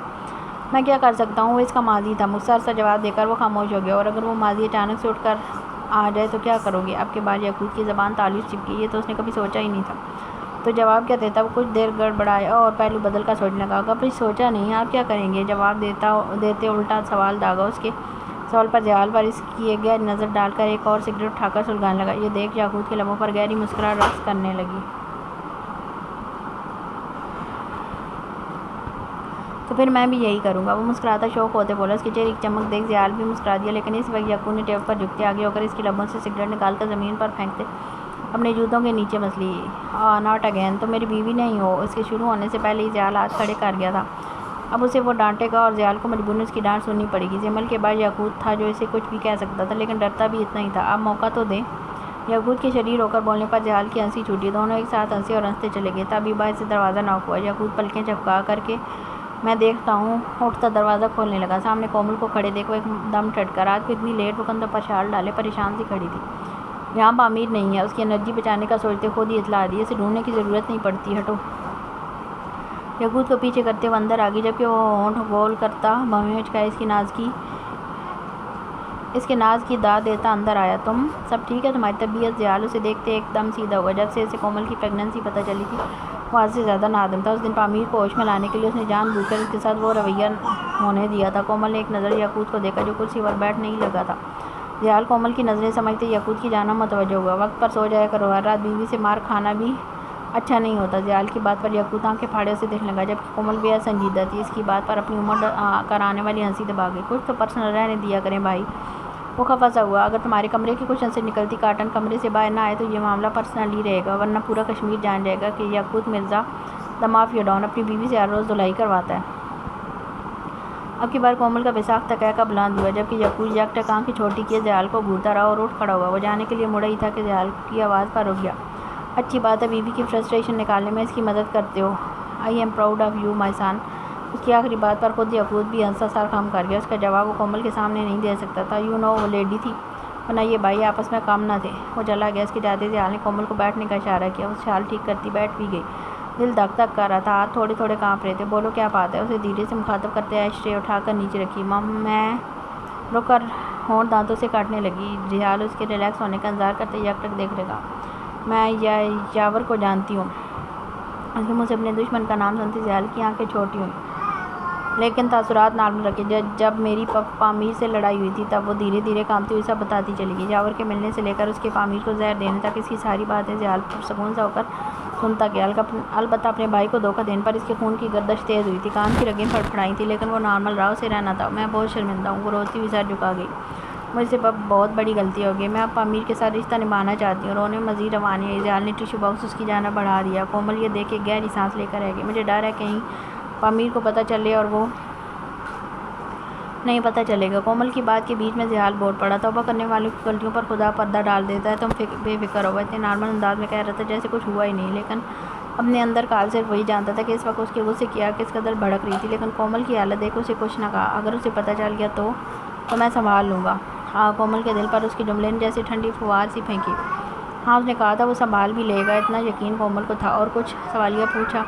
کومل کو جز بز سی ہوئی۔ دل نے ڈھیروں ملامت کی اس شخص کو خود غرضی دکھانے پر، لیکن اسی پل جمل کے جڑے ہوئے ہاتھ یاد آئے اور یہ کہ یاور، وہ بولتے بولتے یہ مجھ سے بڑا تمہارا دشمن ہے۔ اس کی بات پر جیال نے عجیب نظروں سے اسے دیکھا۔ کیا مطلب؟ اس کے سوال پر کومل تھوڑی گڑبڑائی۔ نہیں، اسے جمل کا مان رکھنا تھا تو جیال کو بھی اس کے احسانوں کا بدلہ دینا تھا۔ وہ آنکھیں بند کی ہمت جمع کرنے لگی۔ جمل تم سے کچھ چھپا رہی ہے، اسے اعتماد میں لو اور پوچھ لو اسے اس کے دل کی بات، ورنہ یہ راز تم دونوں کا مستقبل برباد کر دے گا۔ اس کی بات پر جیال ایک دم پاور چیئر کی پشت سے ٹیک لگا گیا۔ کومل کی بات پر اس کے دل کو کچھ ہوا تھا، بہت عجیب شاید تکلیف ہوئی تھی کہ اسے اب بھی اعتماد برقرار کرنے کی ضرورت تھی۔ پلیز پوچھ لینا اسے، کہتے وہ بنا ایک پل بھی رکے وہاں سے نکل گئی۔ پیچھے ضیال کو سوچوں کے سمندر میں غوطہ لینے کے لیے چھوڑ گئی۔ وہ کتنی دیر یوں ہی بیٹھا سوچتا رہا، یہ راز ہم دونوں کا مستقبل برباد کر دے گا۔ کومل کے الفاظ پھر گونجے، اس کے چہرے پر پریشانی کا سایہ سا لہرایا۔ وہ کچھ دیر بیٹھا رہا، پھر پیچھے اسٹینڈ سے کوٹ اتار کر ٹیبل پر رکھا، اپنا موبائل اٹھاتا باہر نکلا۔ رخ اپنے کمرے کی جانب تھا، ہر بڑھتا قدم جیسے مانو بھاری ہو رہا تھا۔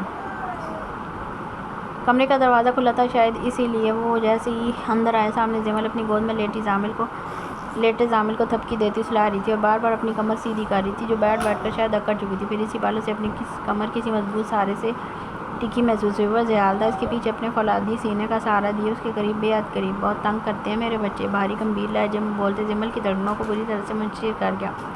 میں چاہتی ہوں یہ تنگ کریں، وہ بھی آگے سے دھیمی آواز بولتی، اپنا رخسار ضیال کی بیئرڈ پر رب کرنے لگی۔ اس کی حرکت پر ضیال مسکراتا اس کی گردن میں منہ دے گیا، اس کے سلگتے ہونٹ اپنی نازک سی گردن پر محسوس کرتے زمل نے کھینچ کر گہری سانس لی۔ وہ اس سے بھی تنگ نہیں ہونا چاہتی تھی، اس لمس میں بھی اسے سکون ملتا تھا۔ گردن چومتے وہ پیچھے ہٹا اور شوز نکالتے فریش ہونے چلا گیا۔ اس کے واپس آنے تک زمل دونوں بچوں کو سلا چکی تھی۔ آج وہ دونوں بیچ میں تھے، یا شاید زمل خود چاہتی تھی کہ ضیال اپنی جگہ بنائے۔ اس کا گمان غلط ثابت نہیں ہوا تھا۔ اس نے دونوں بچوں کو باری باری چومتے اپنی جگہ پر لٹایا اور تکیوں کی لائن بنا دی۔ خود گہرا سانس لیتے زمل کے اوپر آ گیا، اس کے قریب آتے اس میں سے اڑتی کلون کی خوشبو میں زمل پاگل سی ہونے لگی تھی، دل زور شور سے دھڑک رہا تھا۔ ضیال نے قریب لیٹتے زمل کو اپنے سینے پر لٹا لیا، کتنی دیر اس کے بالوں میں انگلیاں چلاتا کومل کی بات سوچتا رہا۔ گلالے دھیرے سے اسے مخاطب کیا۔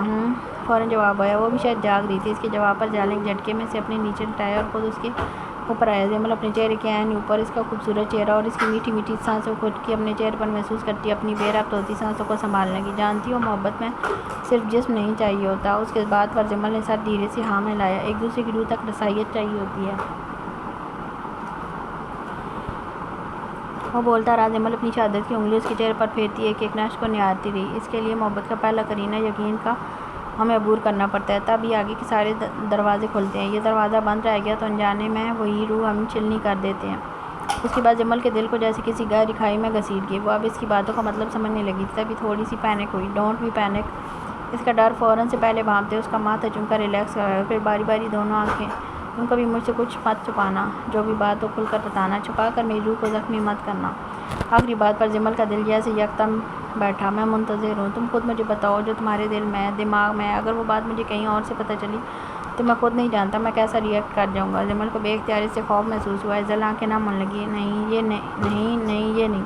اپنے لبوں سے اس کے موتی چنتے پہلے سے اس کا ارادہ ناکام بنایا۔ وہ واحد تھی جس کی آنسو اس کی بیچ کی کمزوری تھے۔ تمہیں نہیں کہوں گا کچھ، لیکن خود کے ساتھ کیا کر جاؤں گا پتہ نہیں، اس لیے جو بات ہو دل میں سے بغیر کسی خوف کے مجھے بتاؤ۔ اس کی اس بات پر زمل کا دل جیسے کسی نے مٹھی میں بھیج دیا۔ وہ اب چاہ کر بھی اپنی آنکھوں کو چھلکنے سے باز نہیں رکھ پائی۔ پل میں وہ رات، وہ شیطان اور پھر وہ بلیاں یاد آئیں۔ روح ایک دم جیسے کانپ اٹھی تھی، بدن لرزنے لگا، اس کا دل تیزی سے دھڑک رہا تھا، چہرے پر پسینے قطرے چمک رہے تھے۔ اس کی بیوی اس پر حاوی ہو رہی تھی، اس کی بیماری اس پر حاوی ہو رہی تھی۔ جیسے محسوس کرتے ضیال اسے خود میں بھیج گیا۔ وہ اس کے سینے میں منہ دیے شدت سے رو دی، جیسے اندر کی تکلیف ان آنسوؤں کے ذریعے نکال لی ہو۔ ضیال مطمئن سا ہوتا اس کے سر کو چومتے اسی طرح بالوں کو سہلاتا رہا۔ وہ جانتا تھا اس کی آخری بات کے بعد زمل مر کر بھی کچھ نہیں چھپائے گی۔ بات چاہے کچھ بھی ہو، اس کے ابی جان کی جان سے بڑھ کر نہیں ہو سکتی تھی۔ وہ روتے ہوئے اسی طرح ضیال کے سینے میں منہ دیے سو گئی۔ ایسے کیسے وہ سب کو لے گیا؟ نوفل سامنے ٹیبل کو ٹھوکر مارتے تقریباً دھاڑا تھا۔ اصل غصہ تو اپنے کروڑوں اربوں کے مال کے ضبط ہو جانے کا تھا، جسے برلاس ساتھ ہی لے گیا تھا، اور اب نوفل کو اتنے بڑے نقصان پر دل کا دورہ پڑنے والا تھا۔ دنیا کی نظر میں معروف بزنس ٹائکون نوفل رحم خان زادہ اصل میں کسی طرح پیسہ چھاپ رہا تھا، یہ اس کے علاوہ صرف جیلانی کو پتہ تھا، جو اس کے بزنس میں 50% کا شیئر ہولڈر تھا۔ دونوں ہی بلیک منی بنا کر باہر بھیج رہے تھے، جو کہ پاشا کے ہوتے ناممکن تھا۔ تب سے اسے ختم کرنے کی کوشش اور زور پکڑ گئی تھی۔ وہ دنیا کی نظر میں دہشت گرد تھا، اصل میں وہ کیسے مگرمچھوں سے ٹکراتا تھا یہ صرف وہ جانتا تھا، یا اس کا دشمن۔ میں تم سب کو زندہ جلا کر راکھ کر دوں گا اگر مجھے میرا مال واپس نہیں ملا۔ جو بھی کرو وہ مال واپس لاؤ۔ دھاڑ کر اپنا حکم سناتے ٹھگ سے کال بند کر گیا۔ یہاں رہ کر کچھ نہیں ہو سکتا، اسے جاننا تھا واپس اس طرح چھپ کر وہ ایسے برباد ہو جاتا۔ تبھی وہ شام کی فلائٹ پکڑتا واپس لاہور پہنچ گیا۔ اسے دیکھ جیلانی کو ذرا بھی خوشی نہیں ہوئی تھی۔ وہ سامنے چیئر پر بیٹھے نہ جانے کیا سوچ رہے تھے۔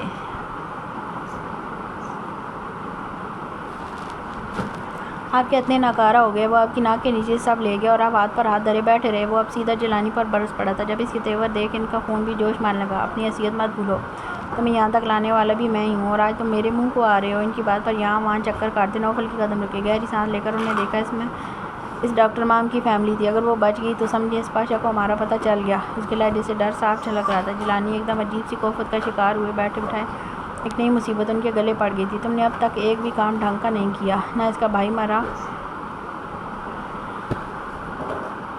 اور تو اور اس کے قہر کو بھی للکار دیا۔ دونوں کی حالت پتلی ہو رہی تھی۔ نوفل نے گہری نظر انہیں دیکھا۔ اس کی آنکھوں میں کچھ تھا بہت خوفناک۔ کہانی کے آخر میں ہمیشہ ہیرو ہی نہیں جیتے، کبھی کبھی ولن بھی بازی لے جایا کرتے ہیں۔ اس کے لہجے سے جیلانی کو ایک پل کے لیے خوف محسوس ہوا۔ اس وقت بھی اس کی بھوری آنکھیں غیر انسانی تھیں، چہرے پر شیطانیت بھرپور تھی۔ آنکھوں کے سامنے دو ہیزل آنکھوں والا خوبصورت چہرہ لہرایا تھا۔ اس نے کچھ سوچتے موبائل نکالا اور نمبر ڈائل کیا۔ مقابل نے شاید اس کا نمبر پہچان لیا تھا، اس لیے کال نہیں اٹھائی۔ تبھی اس نے میسج ڈراپ کیا، کال اٹھاؤ جان من، ورنہ اگلی کال تمہارے نامدار شوہر کو جائے گی۔ اسے یہ میسج کیے کچھ ہی دیر گزری تھی، خود اس نمبر سے کال آنے لگی۔ نوفل نے کال پک کرنے کان سے لگایا، لیکن مقابل خاموش تھا۔ یہ ڈر مجھے اچھا لگا۔ نوفل مکار ہنسی ہنستے مخاطب ہوا، خوش رہو، خوش فہمی میں نہیں۔ کومل کی پراعتماد آواز سنتے ہوئے ایک پل کو ٹھٹکا، بڑی زبان لگ گئی ہے، خیر کاٹ دوں گا وقت آنے پر، ابھی ذرا میری اس ظالمہ سے بات کرو۔ اف، دل بڑا بے چین ہے اس کی میٹھی آواز سننے کے لیے۔ کومل کو اس کی آواز زہر سے بھی بدتر لگی، لیکن ضبط کر گئی، کیوں نہیں، ابھی کروا دیتی ہوں۔ اس کے اتنے نارمل انداز پر نوفل ایک بار پھر ٹھٹکا۔ اسے کسی گڑبڑ کا احساس ہوا، لیکن جب تباہی آپ کا مقدر بن جائے تو آپ کا کان اور دماغ بند کر لیتے ہیں۔ کومل کی نظر اپنے سامنے بیٹھے زیال پر گئی، جو گود میں زالے کو لیے کھلا رہا تھا۔ باقی سب بھی بیٹھے تھے۔ یہ صبح پاشا کی فیملی کے لیے ایک حسین صبح تھی۔ فون اس کے کان سے لگا رہی ہوں، بولو جو بولنا ہے، کہتے اس نے فون اس کے کان سے لگا دیا۔ مطلب تم نے ٹھان لیے بے وفائی کے سارے ریکارڈ توڑ کر رہو گی؟ بس کر دو یار، کتنا تڑپاؤ گی اپنے اس عاشق کو، چھوڑ دو اس ڈاکو کو، دے کیا سکتا ہے تمہیں وہ؟ جمل کے کان کے فون لگتے وہ ترس عاشق کی طرح شروع ہو گئے۔ دیکھو تمہاری ضد بلا وجہ اس ڈاکو کی جان لے لے گی، تم چاہتی ہو میں اسے مار دوں؟ بولو یہ چاہتی ہو؟ کیونکہ اس کے مرتے تو تمہیں میرے پاس ہی آنا ہے جمل۔ آخر میں جمل کا نام سنتے زیال کے کان ایک دم کھڑے ہوئے، آنکھیں حیرت سے پھیلی۔ موبائل جمل نہیں، زیال کے کان سے لگا ہوا تھا۔ زیال نے بے یقینی سے پھٹی پھٹی نظروں سے کومل کو دیکھا، جو اسے ہی دیکھ رہی تھی۔ زیال کی سرخ ہوتی آنکھوں سے اسے اندازہ ہو رہا تھا کہ نوفل کیا کچھ بول گیا ہوگا۔ بولو بھی، یہ اس تھپڑ نے منہ ہی بند کر دیا۔ یار دیکھو، بے وفائی نہ کرتی تو شاید اس گال کو چوم لیتا، لیکن تم نے دل توڑا تھا میرا، وہ دل جو صرف تمہارے نام پر دھڑکتا ہے۔ وہ بولتا جا رہا تھا جب اس کی باتوں پر زیال کو آنکھوں میں خون اترتا دیکھ کومل کو نوفل کا بھیانک انجام دکھائی دے رہا تھا۔ اسے بے اختیار کچھ لمحے کے لیے اس پر ترس آیا۔ زیال کی مٹھیاں ملتی، گردن کی رگیں تک تن گئی۔ یہاں اس کی بس تھی۔ کومل فون اس کے کان سے ہٹاتی اٹھ کر سب سے ایک سائڈ چلی گئی۔ ہو گئی بات، اور کچھ کہنا ہے؟ آتے سوالیہ پوچھا جب نوفل ایک دم ہٹکا۔ یہ تم کیوں جواب دے رہی ہے؟ اس کا منہ ٹوٹ رہا ہے بولتے ہوئے، کاردار لہجے بولا۔ کومل کو جی بھر کر اس پر طائش ہے، نہیں اب وہ اپنے نمبر سے خود کال کرے گی اور ملنے بھی آئے گی تم سے۔ اس کی آخری بات پر نوفل چونکا۔ واٹ؟ وہ مجھ سے ملنے آئے گی؟ Are you serious? اسے جیسے یقین نہیں آیا تھا، لیکن لہجے میں گلی خوشی کومل یہاں تک میں بخوبی محسوس کر سکتی تھی۔ اس پر کھائے جانے والے ترس میں مزید اضافہ ہو گیا۔ یس آئی ایم، جگہ اور ٹائم وہ خود بتائے گی، اور اس کے بعد تم مجھے پامیر کی دھمکی نہیں دو گے۔ اندازہ ایسا جیسے کوئی ڈیل ہو۔ ہاں ہاں ڈونٹ وری، تو میں تو جھٹ سے بھول جاؤں گا، بس ایک بار وہ ہاتھ آ جائے۔ یہاں کومل کی بس تھی، اس نے فون ہٹاتے کال بند کر دی۔ جو کرنا تھا اب اسے کرنا تھا۔ اتنے وقت اپنی فیملی سے بڑھائی بدگمانی کا ازالہ اب اسی طرح کرنا تھا۔ زیال اب تک زمین کو تک رہا تھا، یہ شاید سب کے بیچ اپنے اندر جاگتے بیسٹ کو روک رہا تھا، اس پر ضبط کے بند باندھ رہا تھا۔ لیکن جب ایک بار وہ بیسٹ سر اٹھا لیتا، نہ جانے کتنے ساتھ دھڑ سے جدا کر کے سکون میں آتا ہے۔ کومل اس کے پاس آ کر بیٹھی اور زالے کو اس کی گود میں سے لے لیا۔ تم کمرے میں جاؤ، جمل آئے گی اور تمہیں سب بتائے گی، اور ہاں وہ بتاتے ہوئے ہزار بار ٹوٹے گی، اور میں جانتی ہوں تم ہزار بار ہی اسے سمیٹ لو گے، اور ہو سکے تو وقت لے لینا، بچوں کو ہم سنبھال لیں گے۔ اس کی باتیں سمجھتے زیال نے ایک نظر سامنے کچن میں کھڑی جمل کو دیکھا، جو ان سب کے لیے چائے بنا رہی تھی۔ وہ سارا اسپات میں لاتا اٹھ کر اپنے کمرے میں چلا گیا۔ اس کے جاتے کومل نے جمل کو دیکھا اور دھیرے سے اٹھ کر اس کے پاس گئی۔ یہ جتنا شوگر تم نے ڈالا ہے نا، سب کو ڈائبٹیز ہو جائے گی۔ اس کی ڈالی گئی شوگر کو کوانٹٹی پر میشی افسوس سے سر لاتی بول رہی تھی، آئی ایم سوری میرا دھیان نہیں تھا، وہ رات والی باتیں سوچ رہی تھی، تب اتنا شوگر ڈال دی۔ جمل کیا ہوا، تم ٹھیک ہو؟ میشی ایک دم فکر مند ہوئی۔ میشی زالے کو لو اور باہر جاؤ۔ کومل آگے آتی زالے کو اسے تھما کر منہ کے بعد آنکھوں سے بھی اسے باہر جانے کا اشارہ کرنے لگی۔ کومل ان تینوں میں عمر میں بڑی تھی، تب یہ میشی مسکرا کر زالے کو پکڑتی باہر چلی گئی۔ جمل اسے پیچھے سے پکارا، لیکن وہ نہیں موڑی، شاید اپنے اندر بڑھتے راز کے ابھار کو دبا رہی تھی، جس کی اذیت اس کی ہیزل آنکھوں سے صاف دکھائی دی تھی۔ یہ مجھے دو اور کمرے میں جاؤ، زیال تمہارا انتظار کر رہا ہے۔ اس کے ہاتھ سے شوگر باکس پکڑتے رخ اپنی جانب موڑے۔ جب اس کی بات پر وہ کچھ حیران سی ہوئی، مطلب وہ اپنی گلالے کا انتظار کر رہا ہے؟ جاؤ اور آج سب اسے بتا دو۔ کندھے پر ہاتھ رکھتے پیار سے بولی۔ اتنے میں ہی جمل کی آنکھیں چھلک پڑیں، وہ بے اختیار سر نفی میں لاتی رہی۔ جسے مولے والے لرزنے لگا۔ کومل ایک قدم مزید آگے اور اسے خود سے لگا لیا۔ بڑی بہنوں کی طرح تمہیں حکم دے رہی ہوں، جاؤ اور جو راز اپنے سینے میں دفن کر رکھے ہیں وہ سب اسے بتا دو، ورنہ کل کو یہ راز تمہارے بچوں کے مستقبل پر بھی اثر انداز ہوں گے۔ کیا تم یہ چاہتی ہو؟ آخر میں سوالیہ تھا۔ وہ جلدی سر نفی میں ہلانے لگی۔ وہ بھلے 2 بچوں کی ماں بن گئی تھی، لیکن عمر ابھی 19 سال ہی تھی۔ اسے واقعی کسی کی ضرورت تھی جو اسے ایسے سمجھائے جیسے کومل سمجھا رہی تھی۔ جاؤ اور جب باہر نکلو تو تم دونوں خوش نظر آؤ۔ اوکے۔ زمل سارا بات میں لاتی آنسو صاف کرتی واپس چائے کی جانے مڑی۔ یہ میں کر لوں گی، جاؤ تم۔ تمہارے خان سے صبر نہیں ہوتا اپنی گلالے کے معاملے میں، ایک آنکھ دباتی شریر ہوتی بولی۔ جب اس کی بات سمجھتے زمل کا چہرہ دہک اٹھا۔ اسے بھیجتے کومل نے مزید دودھ اس میں ڈال کر شوگر ٹھیک کیا اور کپوں میں اونڈیل کر ٹرے میں سیٹ کرتی باہر آ گئی۔ ارے چائے تو زمل نے بنانی تھی، یہ تم کیسے پہنچ گئی اندر؟ اسے دیکھ سب سے پہلے یاقوت بولا تھا۔ میں نے زہر نہیں ڈالا، چپ چاپ پی لو۔ وہ اسی فارم میں واپس آ گئی جو آج سے 6 سال پہلے تھی، ان کی بہترین دوست۔ ہاں وقت ایک سا نہیں رہتا، لیکن اب وہ تو بدل گئی تھی۔ ہم تو زہر بھی پی لیں گے۔ پامیر سب کو فراموش کرتے شوق ہوتے بولا۔ جب اس کی بے باکی پر کومل نے اسے گور کر دیکھا، باقی سب کی ہنسی چھوٹی تھی۔ چائے واقعی اچھی تھی، سب نے انجوائے کر کے پی۔ کیوں نہ آج ہم پکنک پر چلیں، کشمیر کی خوبصورت وادیوں کو دیکھنے۔ کومل کی بات پر سب کو ایک پل کے لیے سانپ سا سن گیا، جس میں سب سے پہلے میشی کی چیخ نکلی۔ واؤ، مجھے بہت کریز ہے پکنک کا۔ اس کی چیخ پر ری ایکشن سب سے پہلے زالے نے دیا تھا، وہ بھی منہ پھاڑ کر۔ تو ہارٹ اٹیک کیوں کروا رہی ہو؟ یہ نو پکنک کی جگہ کہیں اور پہنچ جائیں۔ پامیر کی بات پر جہاں میشی نے منہ بسورا تھا وہیں سب کا کہکا بلند ہوا تھا۔ چلو بھائی، جو لینا ہے لے لو، میں گاڑیاں تیار کرواتا ہوں۔ کہتے پامیر اٹھ کر باہر چلا گیا۔ بلراج بھی زامل کو لیتے اسی کے پیچھے چلا گیا۔ بھائی اور زمل کو تو بلا لو۔ دونوں غیر موجودگی محسوس کرتے یاقوت بول پڑا۔ نہیں، ان کو رہنے دو، ہم چلتے ہیں۔ کومل جلدی سے بولتی اندر چلی گئی، بچوں کو چیزیں لینے جو ساتھ لے کر جانی تھی۔ میشی کو وہ سمجھا چکی تھی جو اب یاقوت کو سمجھا رہی تھی، جس کے بعد وہ اور زیادہ خوش ہوتا باہر چلا گیا۔ باہر 2 گاڑیاں تیار تھیں۔ ملاز آدھے گھنٹے میں مارکیٹ سے باقی سامان بھی لے آیا تھا، کھانے پینے کا جو ساتھ لے کر جانا تھا۔ کومل نے بھی دونوں بچوں کو اچھے سے ڈریس اپ کر لیا تھا، جو اس وقت کسی ٹیڈی بیئر کے بچے سے کم نہیں لگ رہے تھے۔ ننھے ہاتھوں میں چٹکو سے گلوز، سر پر ہوڈی سے کور، ان کو چھوٹے سے معصوم روح جیسے گالوں والے چہرے تھوڑے ہی دکھ رہے تھے۔ ان کو ٹیڈی بیئر بنے دیکھ پرلاز ساری چیزیں چھوڑتا ایک ہی جیسے میں دونوں تک پہنچا۔ ارے میرا بچہ، کیا بنا دیا دونوں کو؟ وہ زامل کے روئی جیسے گال چٹاچٹ چومتے ہوئے قابو سے ہونے لگا، یہاں تک کہ زامل خود ہی رو کر خود پر ہوئے ظلم پر احتجاج کرنے لگا تھا۔ اف، یہ لڑکا بھی نہ، ان کا یہ حال کرتا ہے اپنے بچوں کا کیا کرے گا؟ کومل بیبیز کا بیگ گاڑی میں رکھتی سر نفی میں ہلاتی بولی۔ بچوں کو چھوڑیں، آئرہ کا کیا حال کرے گا وہ سوچیں، وہ بیچاری تو پہلی رات یاد ہی ہو جائے گی۔ میشی کی بات پر کومل کی ہنسی چھوٹی۔ ان تینوں نے مڑ کر ان دونوں پاگل خواتین کو دیکھا جو خسر پسر کرتی خود میں ہی ہنسی جا رہی تھی۔ ہم الگ پارٹی کب بنے؟ پامیر ہاتھ میں گاڑی کی چابی گھماتے ان تک آیا۔ جب اس کے سوال پر دونوں نے ایک دوسرے کو سوالیہ نظروں سے دیکھا۔ مطلب تم دونوں ہنس رہی ہو اور ہمیں بات کا پتہ ہی نہیں؟ کیا ہماری ہنسی پر کوئی حق نہیں؟ پامیر تو ایسے کہہ رہا تھا گویا ان کا بہت بڑا حق مارا گیا ہو۔ اب ان کو احتجاج کی ضرورت ہے؟ اگر تم چاہتے ہو ہمارے بچے کو ہم دونوں پالیں تو چپ کر کے گاڑی میں بیٹھو، ورنہ میں کہہ دوں گی اسے کہ تمہارے بابا پکنک کے وقت پہاڑ سے گر گئے تھے۔ کومل کی جان لیوا دھمکی پر وہ تیر کی طرح سیدھا ہوتا ڈرائیونگ سیٹ پر آ بیٹھا۔ جب اس کی میٹھی دھلائی پر میشی ہنس کر دوہری ہوگی۔ تمہیں کون سے ہنسی کے دورے پاڑے ہیں مجھے بھی بتاؤ۔ اسی وقت یاقوت آیا جو وہاں بچھانے کے لیے قالین وغیرہ لینے گیا تھا۔ شٹ اپ، چلو۔ وہ بھی اپنے شوہر کو شٹ اپ کال دیتی زالے کو لیے اندر بیٹھ گئی۔ واہ، ہم دہشت گرد ہیں یا یہ؟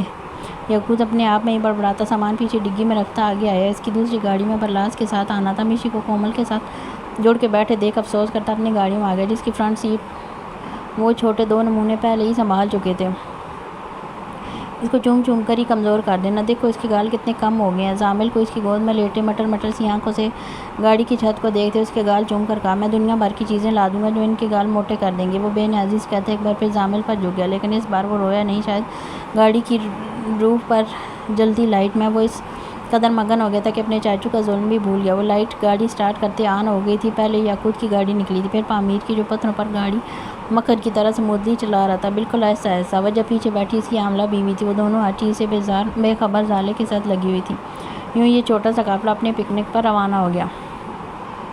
وہ پسینے سے تر تھیلیاں آپس میں رگڑتی اپنے بند ہوتے دل کی دھڑکنوں کو بحال کرتی کمرے تک آئی، لیکن قدم دروازے کے باہر رک گئے۔ آگے جیسے بڑھنے سے وہ انکاری تھے، دل پر بوجھ سا تھا، آنکھوں سے گرم سیال مسلسل بہہ رہا تھا۔ ایک خوف سا تھا ان پلوں کو لبوں پر لانے کا جن میں وہ مرنے کی کوششیں کرتی تھی، دعائیں مانگتی تھی کہ اسے اٹھا لیا جائے ان بے رحم انسانوں کے درمیان سے۔ لیکن آج اسے پینک نہیں ہونا تھا، اسے یہ زہر اپنے اندر سے نکال باہر کرنا تھا، ورنہ یہ زہر اس کے ساتھ ساتھ اس کی ابی اور بچوں کو بھی اپنے لپیٹ میں لے لیتا۔ اس نے گہرا سانس لیتے اپنی آنکھیں ہاتھ کی پوچھ سے رگڑی۔ اور ایک نظر آسمان کی جانب دیکھتی، آنکھیں بند کیے ہمت جمع کرتی دھیرے سے دروازہ کھول کر اندر آئی۔ زیال سامنے ہی بڑی سی گلاس ونڈو کے پاس کھڑا سگریٹ کی کش لگا رہا تھا۔ اس کے ہاتھ میں سگریٹ دیکھ وہ بری طرح چونکی۔ یہ دوسری بار تھا جب وہ اسے اسموکنگ کرتے دیکھ رہی تھی، لیکن عجیب بات تھی، وہ وائٹ کلر کی پینٹ پر نیلی بٹنوں والی شرٹ پہنے، آستین موڑے، ماتھے پر بے حد پرکشش انداز میں بکھرے بالوں کے ساتھ اسموکنگ کرتا۔ جمل کا دل بری طرح سے دھڑکا گیا تھا۔ اس کا ایسا کوئی روپ تھا جو جمل کے دل کی دھڑکن کی وجہ نہ بنا ہو؟ وہ اتنا خوبصورت کیوں تھا؟ اسے دیکھ کر سارا غم ہلکا لگتا تھا۔ نہیں، اس کے چہرے سے زیادہ اس کا محبت کرنے کا انداز خوبصورت تھا، جو کسی بھی جاندار، خواہ وہ انسان ہو یا جانور، اپنا اسیر کر لیتا تھا۔ وہ لعاب گٹکتی مزید اندر آئی جب اس کے قدموں کی چاپ زیال کی سماعتوں میں گونجی۔ اس نے سگریٹ ہاتھ میں چھوڑ کر زمین پر پھینکتے اپنے جوتوں کے نیچے مس لی اور چہرے پر دلکش مسکراہٹ سجائے اس کی جانب مڑا۔ جب اس کے مڑتے وہ ڈر کر ایک دم وہیں رکی۔ دونوں کے درمیان نظروں کا تبادلہ ہوا۔ وہ خود قدم اٹھاتا، درمیان کا فاصلہ عبور کرتے اس تک آیا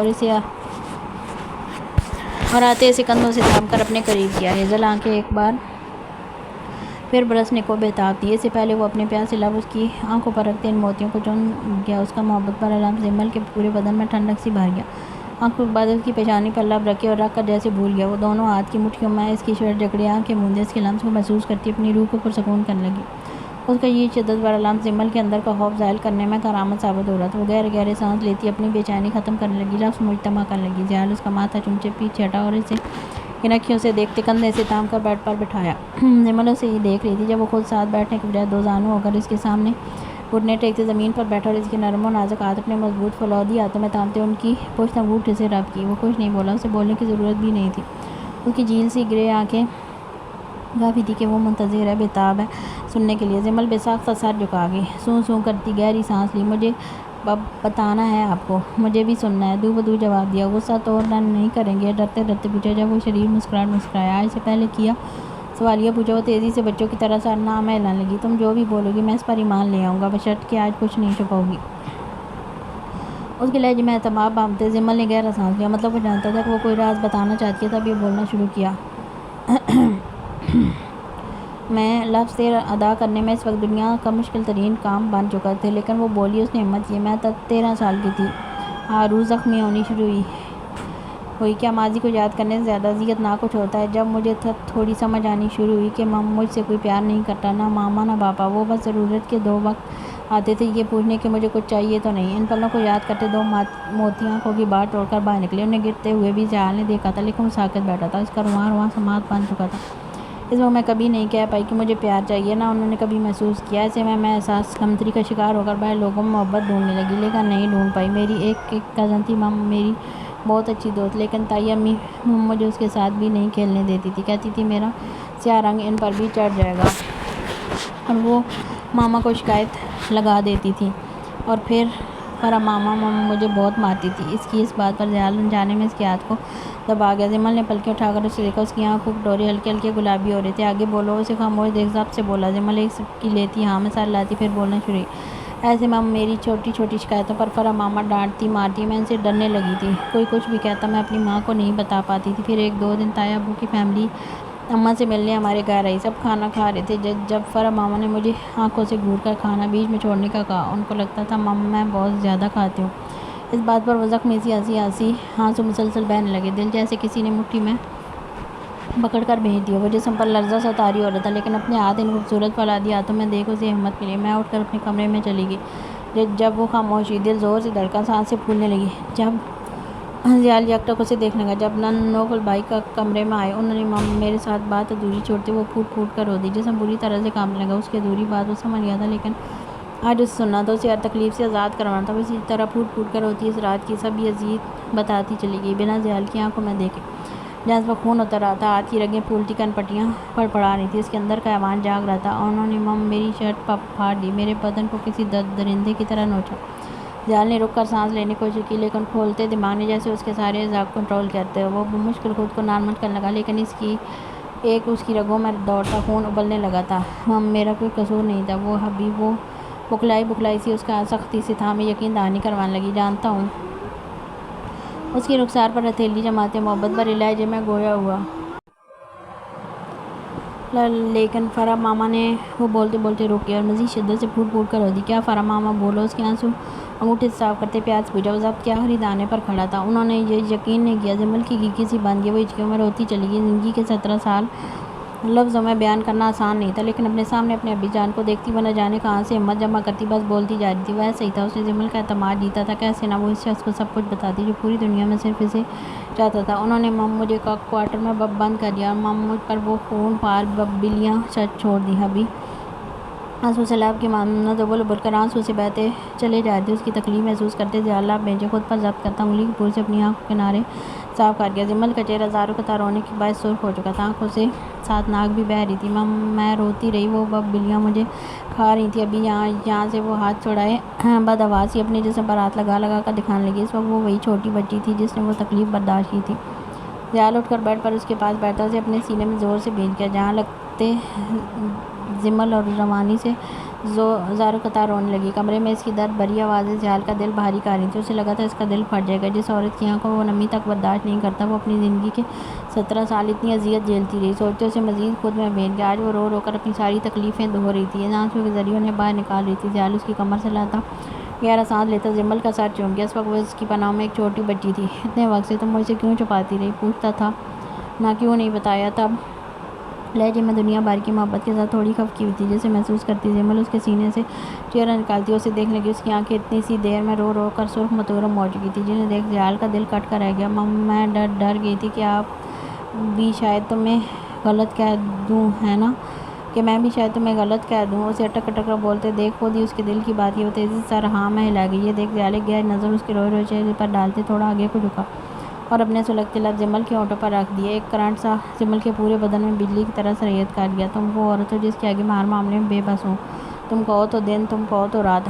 اس کا اس وقت یہ اعتراف محبت جمل کو جیسے ایک نئی زندگی سی دے گیا تھا۔ وہ بے آواز آنسو بہاتی ضیاء کا چہرہ اپنے اتنے قریب دیکھتی رہی کہ اس کی گرم سانسوں کی تپش اسے اپنے چہرے پر محسوس ہوتی رہی۔ اور کچھ بتانا ہے؟ بے حد نرم لہجے میں لاڈ سے پوچھا۔ جمل اس کا اتنا نارمل انداز دیکھ پرسکون سی سانس خارج کرتی سر نفی میں ملنے لگی، لیکن یہ صرف وہی جانتا تھا کہ اس کی باتیں سن کر اس کے اندر کس قدر آگ کے شعلے بھڑکے تھے، کیسے اس نے اپنے اندر کے ایوان کو قابو میں رکھا تھا جو اب بہت سے لوگوں پر قیامت ڈھانے والا تھا۔ وہ پہلے ہی بہت مجرموں کو ٹھکانے لگا چکا تھا، لیکن اب بڑے مجرموں کی باری تھی جن کو گھسیٹنا باقی تھا۔ موت ان سب کی پہلے سے طے تھی، لیکن سچ جاننے کے بعد وہ بیسٹ ان سب کا کیا حال کرنے والا تھا، یہ تو شاید وہ خود بھی اس وقت نہیں جانتا تھا۔ یاد خود سے الگ کرتے دھیرے سے اٹھا اور اس کے مقابل کھڑا ہوا۔ جمل اسے ہی دیکھ رہی تھی، اتنا رونے کے باعث وہ بچوں کی طرح وقفے سے سسکی لے رہی تھی۔ اس نے جمل کو بھی دھیرے سے کندھوں سے تھام کر اٹھایا اور اپنے مقابل کھڑا کیا۔ اس وقت سارے احساس پیچھے دھکیلتے صرف محبت کا احساس اس کی جھیل سی آنکھوں میں جمل کو دکھ رہا تھا۔ اصل جان اپنے کندھے سے سرکتی شرٹ محسوس کرتے نکلی۔ اس نے گھبراتے ہوئے ضیاء کے چہرے کو دیکھا جہاں اندر میں اٹھ سے جذباتوں کا سایہ سا لہرا رہا تھا۔ ابھی اس نے احتجاج کرنا چاہا جسے وہ اپنی انگلی اس کے لبوں پر رکھتے ناکام بنا گیا۔ تم میری ہو، تمہارے بدن کے ہر حصے پر میری محبت کی مہر ہونی چاہیے۔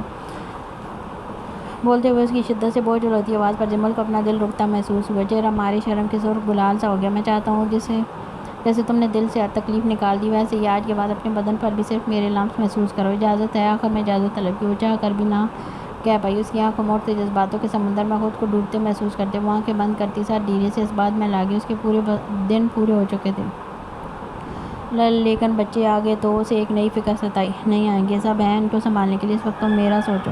اس کی کمر میں ہاتھ ڈالتے خود سے قریب کرتے بھاری آواز میں بولتا، اس کے دل کی دھڑکنوں کو بری طرح سے منشر کر گیا۔ اس کا ماتھے چومتے، ہاتھ کی انگلیوں کو بام پھنساتے، ہونٹ پورے چہرے پر ٹریس کرتے جمل پر لرزہ سا طاری کرنے لگا۔ وہ ہونٹ دانتوں سے کاٹنے ہی لگی تھی کہ وہ اسے ایک جھٹکے میں موڑتے اس کی کمر اپنے سینے سے لگاتے اپنے اثار میں بھیج گیا۔ جمل اس کی گرم سانسیں اپنے چہرے سے گردن کی جانب رقص کرتی محسوس ہوئی تو دل جیسے کسی سوکھے پتے کی مانند لرز گیا۔ اپنے کندھے سے شرٹ نیچے کی جانب ڈھلکتے محسوس کرتے جان ایک بار پھر حلق میں اٹک گئی تھی، وہ شرٹ سرکاتے اس کی اسٹریپ پر اپنے سلگتے رکھتا اپنی جنوں خیزیاں نچھاور کرنے لگا۔ کمرے میں دونوں کی بھاری ہوتی سانسیں گونج رہی تھیں۔ وہ جمل کو ایک جھٹکے میں سیدھا کرتے پیچھے بیڈ پر گرا گیا۔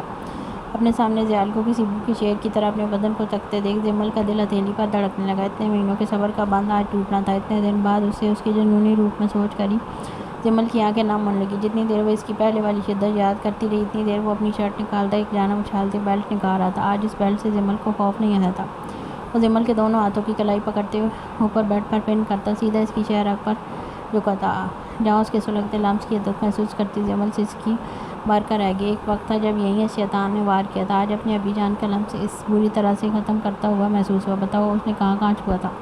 اس کے سوال پر جمل نے بے یقین نگاہوں سے اسے دیکھا، جیسے اس سے اس سوال کی توقع نہ ہو۔ بتاؤ کو لالے وہ سنجیدہ تھا، بے حد، اتنا کہ جمل کو اس سے بے اختیار خوف محسوس ہوا۔ وہ قرب سے آنکھیں میتی اپنی گردن کے دائیں جانب ہاتھ رکھے، جہاں کچھ پل وہ دیکھتا رہا، پھر وہیں جھکتے شدت سے اپنے لب رکھ گیا۔ جمل اس کے نرم گرم لمس پر سانس روک گئی۔ کتنی دیر وہ اس کی نازک گردن پر برسا تھا۔ جب اچھے سے اپنا لمس سے روشناس کروا چکا تو پھر اس سر اٹھا کر دیکھنے لگا۔ جمل اپنی گردن سے تھوڑا نیچے اپنا ہاتھ رکھ گئی۔ جب زیال وہاں بھی اپنے جنوں کے عضووں سے ہر لمس مٹاتا صرف اپنے لمس چھوڑ گیا۔ جب جمل چھوٹی چھوٹی سانس لیتی اپنی بہلی پر ہاتھ رکھ کے جانتی تھی اب کیا ہوگا، تب یہ آنکھیں بند کرتی اپنے سر کو دونوں ہاتھوں میں جکڑ گئی۔ آج نوفل کا ہر لمس مٹتا وہاں صرف اس کی ابی جان کی گہری سوغاتیں تھیں۔ اس سے آگے اس نے نہیں چھوا ہوگا۔ وہ بھاری گمبھیر آواز بولتا جمل کے دہکتے کان کی لو دانتوں میں دبا گیا۔ آپ کو کیسے پتا؟ وہ ہانپتی ہوئی بولی۔ آواز میں بولی، اگر چھو لیتا تو مجھے پہلی رات پتہ چل جاتا، تم پاک تھی میرے لیے۔ یہ بات جمل کے دل کو چھو گئی۔ وہ بے اختیار اس کے گلے میں اپنے بازو ڈالتی اس کا ماتھا چوم گئی۔ تھینکس ابی فار واٹ؟ لبوں پر ایک دلکش مسکراہٹ سجائے پوچھا۔ For coming in my life. اس کا جواب زیال کو اندر کا مسرور کر گیا۔ وہ مسکراتے جمل کو کسی اور ہی دنیا میں لے گیا۔ وہ لوگ نیلم والے آئے تھے، جہاں برف کا لبادہ اڑے بڑے بڑے پہاڑ، لمبے لمبے درخت، رنگ برنگی جھونپڑیاں خوبصورت نظارہ پیش کر رہی تھیں جنہیں دیکھ کر روح تک انسان کی تازہ ہو جائے۔ وہ لوگ بہتے جھرنے کے قریب اپنا کیمپ لگا کر بیٹھے تھے۔ بلاس لکڑیاں جمع کر کے لایا تھا جیسے اب یعقوب توڑ توڑ کر میشی کو دے رہا تھا، اور وہ بلاس کے لائے ہوئے چکن کی تندوری بوٹیاں بنا رہی تھی۔ بظاہر یعقوب نے آگ جلا دی تھی، لیکن میشی کا یہ پہلا تجربہ تھا جس میں وہ دھوئیں کی وجہ سے کھانس کھانس کر پاگل ہو گئی تھی، لیکن بلاس کی فرمائش پوری کر رہی تھی۔ پامیر کومل کے پاس بیٹھا زامل کو سنبھال رہا تھا، اور وہ خود زالے کو دونوں بچے باہر کی آب و ہوا میں خوش ہوتے ہاتھ پیر مار رہے تھے، جنہیں تھوڑی ہی دیر پہلے کومل نے کمبل سے باہر نکالا تھا۔ اور ناز سے خلواس محل میں ایک آگ تک نہیں جلانی آتی تمہیں؟ یعقوب جو لکڑیاں کاٹ کر اب اپنی کمر سیدھی کر رہا تھا دھواں ہی دھواں دیکھ ایک دم تڑک کر بولا۔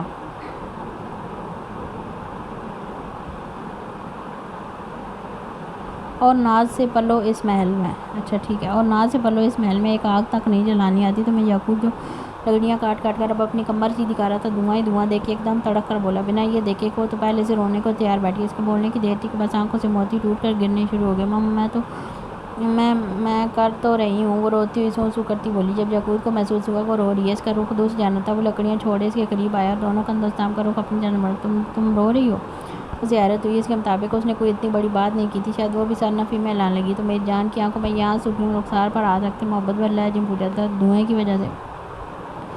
جلدی سے جھوٹ گھڑا۔ وہ رو رہی تھی شاید خوشی سے کہ یعقوب کی محبت میں اسے سے کیا بننا پڑا ہے۔ ایک وقت تھا مشائم قدیر جیلانی گھر کے ملازموں پر چیخا کرتی تھی، کھانا اچھا نہ بننے پر پورا ڈائننگ ٹیبل الٹ دیتی تھی، کوئی چیز وقت پر نہ ملنے پر سارا گھر تہس نہس کر دیتی تھی، غریبوں کو اپنے پیروں کی جوتی سمجھتی تھی، اور آج ایک شخص کی محبت میں وہ کھانا تک بنا دیتی ہے، گھر کا سارا کام بھی کر دیتی ہے، سب کو خوش رکھنے کی کوشش کرتی ہے، صرف اس لیے کہ ان سب کو خوش دیکھ اس کی محبت اس کا یعقوب خوش ہوگا، اور وہ ہوتا بھی تھا۔ اسے یہ لڑکی اپنا دیوانہ بنا چکی تھی۔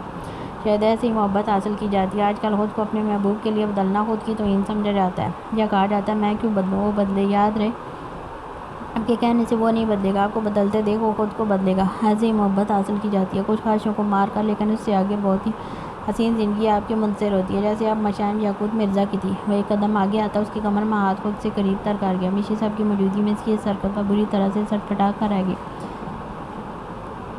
کیا کہہ رہے ہو؟ سب یہی ہیں۔ وہ دونوں ہاتھ اس کے فولادی کا ستی سینے پر ٹکائے پیچھے ہونے لگی، لیکن وہ مزید اس کی نازک سی کمر پر اپنا شکنجہ مضبوط کرتے اسے خود میں بھیج کر دیکھنے دو، قانونی و شرعی اپنی بیوی کے ساتھ ہوں، کوئی مائی کا لال کچھ بول کر تو دکھائے۔ آگے سے وہ بھی ڈیٹ بنا تھا، یعقوب پلیز بلاس آ جائے گا وہ، اور لکڑیاں لانے لگا ہے۔ وہ بھی بری طرح سے گھبرائی ہوئی تھی، جبکہ وہ مطمئن تھا پوری طرح، مانو اسے کوئی فرق نہ پڑ رہا ہو۔ کیا کر رہے ہو؟ وہ ایک دم ہڑبڑائی جب یعقوب بنا کچھ کہے اس کا ہاتھ تھامتا وہاں سے لے جانے لگا۔ وہ بھی کسی کٹی ڈال کی طرح اس کے ساتھ کھینچتی چلی گئی، جب وہ اسے ایک بڑے سے درخت کے پیچھے کسی اور میں چھپا گیا۔ وہاں کے پہاڑے سے دیکھنے لگی، جو آنکھوں میں ڈھیروں جذبے لیے خمار بھری نظروں سے اسے دیکھ رہا تھا۔ ہاتھ اب دھیرے سے اس کی کمر پر رقص کرتا اور دوسرا ہاتھ پیچھے درخت پر ٹکا گیا۔ کوئی آ جائے گا؟ اس کے خطرناک ارادے بھانپتے وہ بمشکل لب گٹکتی بولی۔ کوئی نہیں آئے گا، سب سے چوری چھپے رومانس کرنے کا بھی اپنا ہی مزہ ہے۔ اپنے سلگتے لب اس کی شرم سے داغتے چہرے کے قریب لاتے ہلکا ہلکا سا چھوتے، شدت سے بوجھ روتی آواز میں بولتا۔ میشی کا دل بری طرح سے دھڑکا گیا، وہ ایسی تھی مانو ابھی رو دے گی۔ یعقوب کا ہاتھ اس کی کمر پر مسلسل حرکت کرتا اس کی جان لبوں پر لا رہا تھا۔ میشی اپنے ہونٹ دانتوں سے کاٹتی زور سے آنکھیں مل گئی کیونکہ یعقوب کا چہرہ دھیرے دھیرے اس کے قریب آ رہا تھا۔ نہیں، وہ قریب آ چکا تھا۔ ایک دم اس کی گرم سانسوں کی تپش اپنے چہرے پر محسوس کرتی ہے کرنٹ سا میشی کے بدن میں دوڑ گیا۔ کیا پتہ یہی کچھ کرنے سے گڈ نیوز مل جائے۔ اس کی یہ بات سننی تھی کہ میشی پٹ سے آنکھیں کھول کر اسے دیکھنے لگی۔ سانسیں ایک دم بے ربط ہوئی تھی۔ نہیں، وہ نہیں کرتی رہ گئی جب وہ جھک کر سیدھا اس کی شہرک پر اپنے ہاتھ سے لب رکھ گیا۔ اس کے سانسوں کے ساتھ آواز بھی بند کر گیا۔ اس کا لمس اپنی کمزوری پر پڑتے میشی تڑپ کر اپنے دونوں ہاتھ یعقوب کے کندھے پر ٹکا کر چہرہ اوپر کی جانب کر گئی۔ وہ پوری شدت سے اس کی نازک سی گردن پر اپنی جان لیوا جسارتیں کرتے میشی کو پوری طرح سے تڑپا گئے۔ پوری سرائی دار گردن پر اس وقت یعقوب مرزا کے پیاسے لبوں کا راج تھا جو پورے حق سے اپنی تشنگی اس پر مٹا رہے تھے جب ایک دم بلاس کی آواز پر بری طرح چونکی۔ یہ میرے چکن کو کیا ہو گیا؟ وہ اپنے جلے ہوئے چکن کو دیکھ تقریباً چیخا تھا۔ ہاتھ میں پکڑی لکڑیاں ایک دم ہاتھ سے چھوٹی۔ تمہارا حسن دیکھ کر جل گیا۔ پامیر اپنی ہنسی دبا کر بولا، اچھا پھر ٹھیک ہے، لیکن جلنے کی کیا ضرورت تھی یار، میرے خوبصورت منہ کو ہی لگ جاتے۔ وہ آزاد افسوس کرتے وہیں بیٹھ گیا جیسے اس کا سب کچھ لوٹ گیا ہو۔ میشی وہاں نہیں تھی۔ یہ اس سے اب تک نوٹ نہیں کیا تھا جو اتنا سارا چکن باقی بچا ہے نا، یہ اپنے ولیمے پر نہیں کھلانا استعمال کر لے اسے۔ ایک جانب سارے سامان کے ساتھ اتنا سارا چکن دیکھ وہ جل بھن کر بولا، ہائے میرا ولیمہ بھی ہوگا، یقین نہیں آتا۔ بلاس کے تر سے ہوئے انداز پر کومل کی ہنسی چھوٹی جب پامیر اسے گھور رہا تھا۔ اب تو تیری کروانی پڑے گی، یہ نو خود جا کر مولوی کے سر پر بندوق رکھ کر زبردستی نکاح کر لے اور ہمیں آ کر سیدھا اپنے بچے دکھائے۔ پامیر کی بات پر بلاس نے حیرت سے مڑ کر دیکھا۔ یہ آپ غصہ کر رہے ہیں یا مجھے آئیڈیا دے رہے ہیں؟ وہ آئی برو مٹکاتے شوق ہوتے بولا جب پامیر نے یہاں وہاں کوئی چیز ڈھونڈنی چاہیے اس کے سر پر دیم مارنے کے لیے، لیکن چیز تو نہیں ملی۔ البتہ کومل کی نظریں ضرور دیکھیں جو کھا جانے والی نظروں سے اسے دیکھ رہی تھی۔ یہ تم کیوں اتنے پیار سے دیکھ رہی ہو؟ دیکھو یہاں کچھ نہیں ہو سکتا، گھر چل کر کریں گے۔ ہاں یہ گیا تھا پامیر۔ کومل اسی کی سائڈ پر رکھی بندوق اٹھا چکی تھی اور وہ جھٹ سے اٹھ کر وہاں سے رفو چکر ہو لیا۔ بلاس یہ دیکھ ہنس ہنس کر پاگل ہوتا وہیں پیٹ پکڑے لوٹ پوٹ ہونے لگا۔ ظالے اسی وقت رونے لگی۔ کومل نے بندوق چھوڑے اسے اٹھا لیا اور باز کے رکھی فیڈر اٹھا کر اس کے منہ میں دے دی جسے وہ آرام سے پینے لگی۔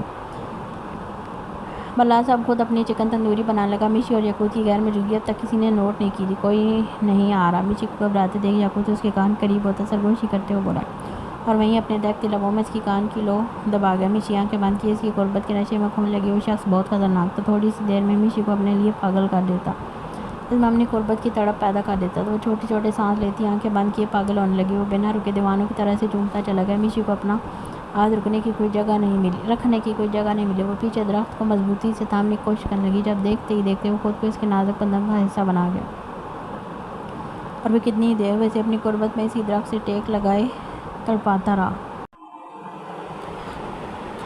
آج وہ اتنے دن بعد آفس آئے تھے۔ ان کے پیچھے سب کچھ روبن سنبھال رہا تھا۔ احمد بھی واپس آ گیا تھا جو اب کچھ حد تک روبن کے ساتھ رہ کر بزنس کی سمجھ بوجھ لے رہا تھا اور کافی حد تک سیکھ بھی چکا تھا۔ وہ سیدھا اپنے کیبن میں آئے تھے جہاں سامنے پاور چیئر پر بیٹھے احمد کو دیکھ پہلے تو ٹھٹکے پھر ایک دم خوش ہوئے۔ سامنے ہی صوفے پر نوفل بیٹھا لیپ ٹاپ میں کچھ کر رہا تھا۔ ہائے ڈیڈ، آپ؟ احمد کا انداز آہستہ گویا سب اس کو اور جیلانی یہاں وزٹر بن کر آئے ہوں۔ ہاں بھائی، اپنے بیٹے کو دیکھنے آیا، کیسے سنبھال رہا ہے بزنس؟ وہ شریر ہوتے آگے آ کر اس کے کندھے پر ہاتھ رکھتے پیار سے بولے۔ احمد ان کی بات پر خوش ہوتا اٹھ کر ایک جانب کھڑا ہوگا، بیٹھیں اور دیکھیں آپ کا صاحبزادہ آپ کے بزنس کو کیسے ہینڈل کر رہا ہے اور آگے جا کر کہاں سے کہاں لے کر جانے والا ہے۔ اس کے لہجے میں بلا کا اعتماد اور فخر تھا جسے بھانپتے ہوئے جیلانی کی گویا روح تک پرسکون ہو گئی۔ وہ پاور چیئر پر بیٹھتے سامنے پڑی فائل دیکھنے لگے جسے دیکھ ان کے چہرے کے خوشگوار تاثرات آہستہ آہستہ ناگواریت میں بدلتے چلے گئے۔ انہوں نے فائل پڑھتے ایک جھٹکے میں نوفل کو دیکھا جو ہر چیز سے بے نیاز ہو کر صرف اپنا کام کر رہا تھا۔ یہ تم نے میرے بیٹے کو سکھایا؟ وہ بھی یقین سے تھے۔ احمد ناسمجھی سے اپنے باپ کو دیکھنے لگا۔ کیا سکھایا؟ میں نے آپ کے 2 سالہ بیٹے کو سوال کے ساتھ طنز بھی کیا جس پر جیلانی اندر تک سلگ گیا۔ ان کے انداز اور تیور دیکھ کر ان کے اندر آگ سی بھڑک اٹھی۔ یہ بنا لائسنس کے ویپنز تم میرے بیٹے کے ذریعے اسمگل کروانا چاہتے ہو؟ How could you do that? اب وہ اپنی جگہ سے اٹھتے ایک دم دھاڑے۔ Dead cool down. یہ نوفل نے نہیں، وہ کچھ بولنے ہی لگا تھا جب جیلانی کو سیلی نظریں دیکھ خاموش ہو گئے۔ یہ میں نے نہیں، آپ کے بیٹے نے خود کام چوز کیا ہے۔ وہ ڈٹھائی سے بولتا واپس اپنے کام پر جھک گیا۔ لیکن اسے بتایا تو تم نے ہے نا؟ جانتے ہو اس کی بھنک باہر تھوڑی سی بھی بڑھ گئی تو میری سیاست کا بیڑا غرق ہو جائے گا۔ الیکشن سر پر ہیں اور تم ان کا پارا 7ویں آسمان کو چھونے لگا تھا۔ تو آپ کا بیٹا دودھ پیتا بچہ نہیں ہے کہ اسے سمجھ نہیں کیا کرنا ہے اور کیا نہیں؟ اگر اس پر اعتبار ہی نہیں تھا تو گھر بٹھائیں اور فیڈر منہ میں دے دیں۔ یہاں اس کا کوئی کام نہیں ہے۔ اس کا نارمل مگر طنزیہ انداز اس پر احمد کو محسوس ہوا تھا اور اس نے وسیلی نظروں سے اپنے باپ کو دیکھا جو اب پھر کچھ بولنے ہی والے تھے کہ وہ بول پڑا۔ اسٹاپ اٹ ڈیڈ، نوفل ٹھیک کہہ رہا ہے، یہ کام میں اپنی مرضی سے کر رہا ہوں، آپ کو مجھ پر یقین ہونا چاہیے۔ تم چپ کرو، پہلے اپنی ماں کا پلو چھوڑ کر چلنا سیکھو۔ میں نے تمہیں ہماری پروڈکشن کمپنیز کا کام سونپا تھا، تم اس خطرناک کام میں گھس گئے۔ اب وہ سیدھا احمد کو آڑے ہاتھوں لے رہے تھے جو نوفل کے سامنے اس قدر بے عزتی پر اندر تک آگ بگولا ہو گیا تھا۔ فائن، خود سنبھالیں اپنا کاروبار، مجھے جو کرنا ہے وہ میں ویسے بھی کر لوں گا، کہتے وہ لمبے ڈینگ بھرتا باہر نکل گیا۔ نوفل اسے جاتے دیکھ کے ایک بیزار سا تاثر لیتے اپنے کام پر جھک گیا، مانو اپنے ان باپ بیٹے کی پھوٹ سے اسے کوئی فرق نہ پڑا ہو۔ میں سب سمجھتا ہوں کہ تم میرے بیٹے کی آڑ میں چھپ کر اپنا کام کرنا چاہتے ہو، لیکن یاد رکھنا جیلانی ابھی زندہ ہے۔ احمد کے جاتے وہ نوفل کی جانب متوجہ ہوئی، جو لیپ ٹاپ سے نظریں ہٹائے ابھی نہیں دیکھ رہا تھا۔ بنائیں اسے بزدل تاکہ اگلی بار وہ پادشاہ اس کی آنکھوں کی طرح باقی کے جسم کے پرزے نکال کر لے جائے۔ اس کی بات پر جیلانی ایک پل کو ٹھٹکے اور سوالیہ نظروں سے اسے دیکھنے لگے۔ اپنے بیٹے کو مرد بنائیں، نہ کہ بھیگا بلّا۔ ہم ہر بار اس پادشاہ سے ہار نہیں سکتے، اس بار اسے زیر کرنا ضروری ہے۔ اس کے لہجے میں کچھ تھا جس سے بھانپتے جیلانی کے تنے اعصاب پل میں ڈھیلے ہوئے، وہ واپس سے اپنی پاور چیئر پر ڈھہ گئے۔ تم کیوں پادشاہ سے پنگے لے رہے ہو؟ کون ہو تم؟ ان کے سوال پر نوفل نے ایک ٹھنڈی سانس خارج کرتے انہیں دیکھا، اور پھر دیکھتے ہی دیکھتے وہ اپنی ساری حقیقت ان کے گوش اتارتا چلا گیا۔ پورے گھر میں گہری خاموشی کا راج تھا۔ اس کے مکین آج اپنی خوبصورت یادیں بنانے پہاڑوں میں گئے ہوئے تھے۔ پیچھے صرف وہ دونوں تھے، تن تناؤ رشتہ بھی جائز، میاں بیوی والا، اور ایسا کیسے ممکن تھا کہ ضیاء خان افندی کو اپنے گلالے کے قریب آنے کا موقع ملے اور وہ گنوا دے۔ ان کے کمرے میں بھی گہری خاموشی تھی۔ جمل کمفرٹر میں لپٹی اپنے پہاڑی خان کی تشنگی اپنی نازک سی گردن پر برداشت کر رہی تھی۔ ابھی بس کر دیں، میری گردن کھا ہی جائیں گے، اپنی جان جوخم میں دیکھ روآں سی ہوتی بولی، جب آخر میں وہ اس پر رحم کھاتے پیچھے ہٹا اور کنکیوں سے اسے دیکھنے لگا۔ ٹرسٹ می، تم پوری کی پوری میری فیورٹ ہو، لیکن تمہاری یہ گردن اور اس کا ذائقہ، دنیا کے ہر کھٹے میٹھے ذائقے تمہاری اس گردن سے ملنے والے ذائقے کے مقابلے میں کچھ بھی نہیں ہے۔ اس کے اس قدر بے باکی پر جمل پہلے تو حیرت سے دیکھتی رہی، آخر میں اس کی بات سمجھتے جھٹ سے اس کے سینے میں چیرہ چپا گئی۔ جب ضیاء کا کہکہ ایک دم بلند ہوا اور وہ جمل کو اپنے اثار میں قید کرتے زور سے بھیج گیا۔ اب بہت سے راز تھے جو ضیاء اپنی محبت کے لبادے میں چھپا چکا تھا، وہ بھی اپنے دل کی ساری باتیں آج اسے بتا کر پرسکون سی اس کی باہوں میں سمٹی ہوئی تھی۔ آج اسے اس کی زندگی کا ایک نیا آغاز تھا، محبت پر آغاز، اور یہ اب طے تھا کہ کوئی اور اس کی نئی زندگی کا مداخلت کی کوشش نہیں کرے گا۔ جو کرے گا وہ ایسی موت پائے گا خود اس نے کبھی اپنے خواب میں بھی نہیں سوچی ہوگی۔ وہ لڑکی اب 20 کا عشق بن چکی تھی، جس کے بعد اس کی جانب اٹھنے والی ہر آنکھ وہ نکال دینے والا تھا، ہر ہاتھ جڑ سے کاٹ دینے والا تھا۔ وہ جمل تھی جو اس 20 کے انسانی روح کی واحد حقدار تھی۔ کچھ دیر دونوں کے بیچ خاموشی سفر کرتی رہی، نہ وہ کچھ بولا اور نہ جمل، بس دونوں کے ہاتھوں کی انگلیاں ایک دوسرے میں الجھتی رہیں۔ ضیاء بار بار اس کے نازک سے ہاتھ کی انگلیوں کو اپنی انگلیوں میں الجھا کر دباتا، جس سے جمل کو سکون ملتا۔ کیا سوچ رہے ہیں؟ اسے مسلسل خاموش دیکھ وہ بالآخر پوچھ بیٹھی، جس پر ضیاء مسکرا دیا۔ مطلب اب وہ یہ بھی جان جاتی تھی کہ وہ کچھ سوچ رہا ہے۔ سوچ رہا ہوں میری نازک سی جان نے اتنا سب کیسے سہ لیا۔ اس کی بات پر جمل سر اٹھا کر اسے دیکھنے لگی، لیکن آگے سے اس کی مخمور آنکھیں دیکھ واپس سے اس کے پہلو میں دبک گئی۔ شاید آپ سے ملنا تھا اس لیے ہر بار بچ جاتی تھی، دھیمی آواز میں اپنی حالت پر شرمائی لجائی سی بولی، جب ضیاء کو اس کی صدا پر ٹوٹ کر پیار آیا۔ شاید نہیں، یقیناً تمہیں مجھ سے ملنا تھا، میری زندگی کو حسین بنانا تھا۔ اس کا اظہار محبت جمل کے دل پر ایک ٹھنڈی پھوار سے پھینک گیا۔ وہ مسکراتی اس کے ایئر لیس گورے کسرتی سینے پر انگلی گول گول گھمانے لگی۔ اس وقت پورا بدن اس کی پناہوں میں سرخ گلال کی مانند تھا۔ آپ بھی سوچتے ہوں گے نا کہ ایک لڑکی جسے آپ کڈنیپ کر کے لائے، وہ اتنی جلدی کیسے آپ کی محبت پر یقین کرنے لگی؟ وہ سر اٹھائے سنجیدگی سے سوال کر رہی تھی۔ ضیاء خاموشی سے دیکھ ذرا، مجھے کبھی کسی نے اتنی محبت نہیں دی تھی جو آپ نے دی۔ میری زندگی کے 17 سال کی کمی مجھے آپ سے پوری ہوتی محسوس ہوئی، ابھی بس اس لیے۔ بولتے بولتے وہ کچھ رانسی سی ہوئی، میں ہر ایک سے اس طرح وہ آگے کچھ بولنے لگی تھی، شاید اپنے کردار کی صفائی دینے لگی تھی۔ اس سے پہلے ضیاء اس کا ماتھا چومتے اسے چپ کروا گیا۔ نہیں، میں نے یہ نہیں سوچا، اور سوچا، کچھ اور سوچا تھا۔ وہ اپنے دھیمے محبت پر لہجے میں گویا ہوئے گا، کیا سوچا تھا؟ اس کی ادھوری بات چھوڑنے پر وہ جیسے بے چین سی ہو اٹھی۔ یہی کہ لڑکی میرے حسن کی دیوانی ہو گئی۔ اپنی ہنسی دباتے وہ جمل کو دیکھ بولے، یقیناً وہ ابھی اس کی بات نہیں سمجھی تھی، لیکن زیادہ دیر لگی تھی اس کی بات سمجھتے۔ وہ گھور کر اسے دیکھنے لگی، یہاں ضیاء کی ہنسی بے ساختہ چھوٹی۔ وہ ہنستا چلا گیا، لیکن جب گھورنے سے باز نہیں آئی تو واپس سے اسے ایک جھٹکے میں اپنے نیچے لیتے خود اوپر آ گیا اور خمار بھری نظروں سے اسے دیکھنے لگا۔ تم بھلے نہ ہوئی ہو، لیکن مجھے تم پہلی نظر میں اپنا دیوانہ بنا چکی تھی، میری راتوں کی نیند اڑا چکی تھی، میرے دل کا چین برباد کر چکی تھی۔ اس کا یہ اعتراف محبت ہمیشہ جمل کو معتبر کر دیتا تھا۔ وہ جھکا اور چہرے کی نقوش دھیرے دھیرے چومنے لگا۔ تم میری محبت ہو، میرا عشق ہو، میرا جنون ہو، تم میرا سب کچھ ہو۔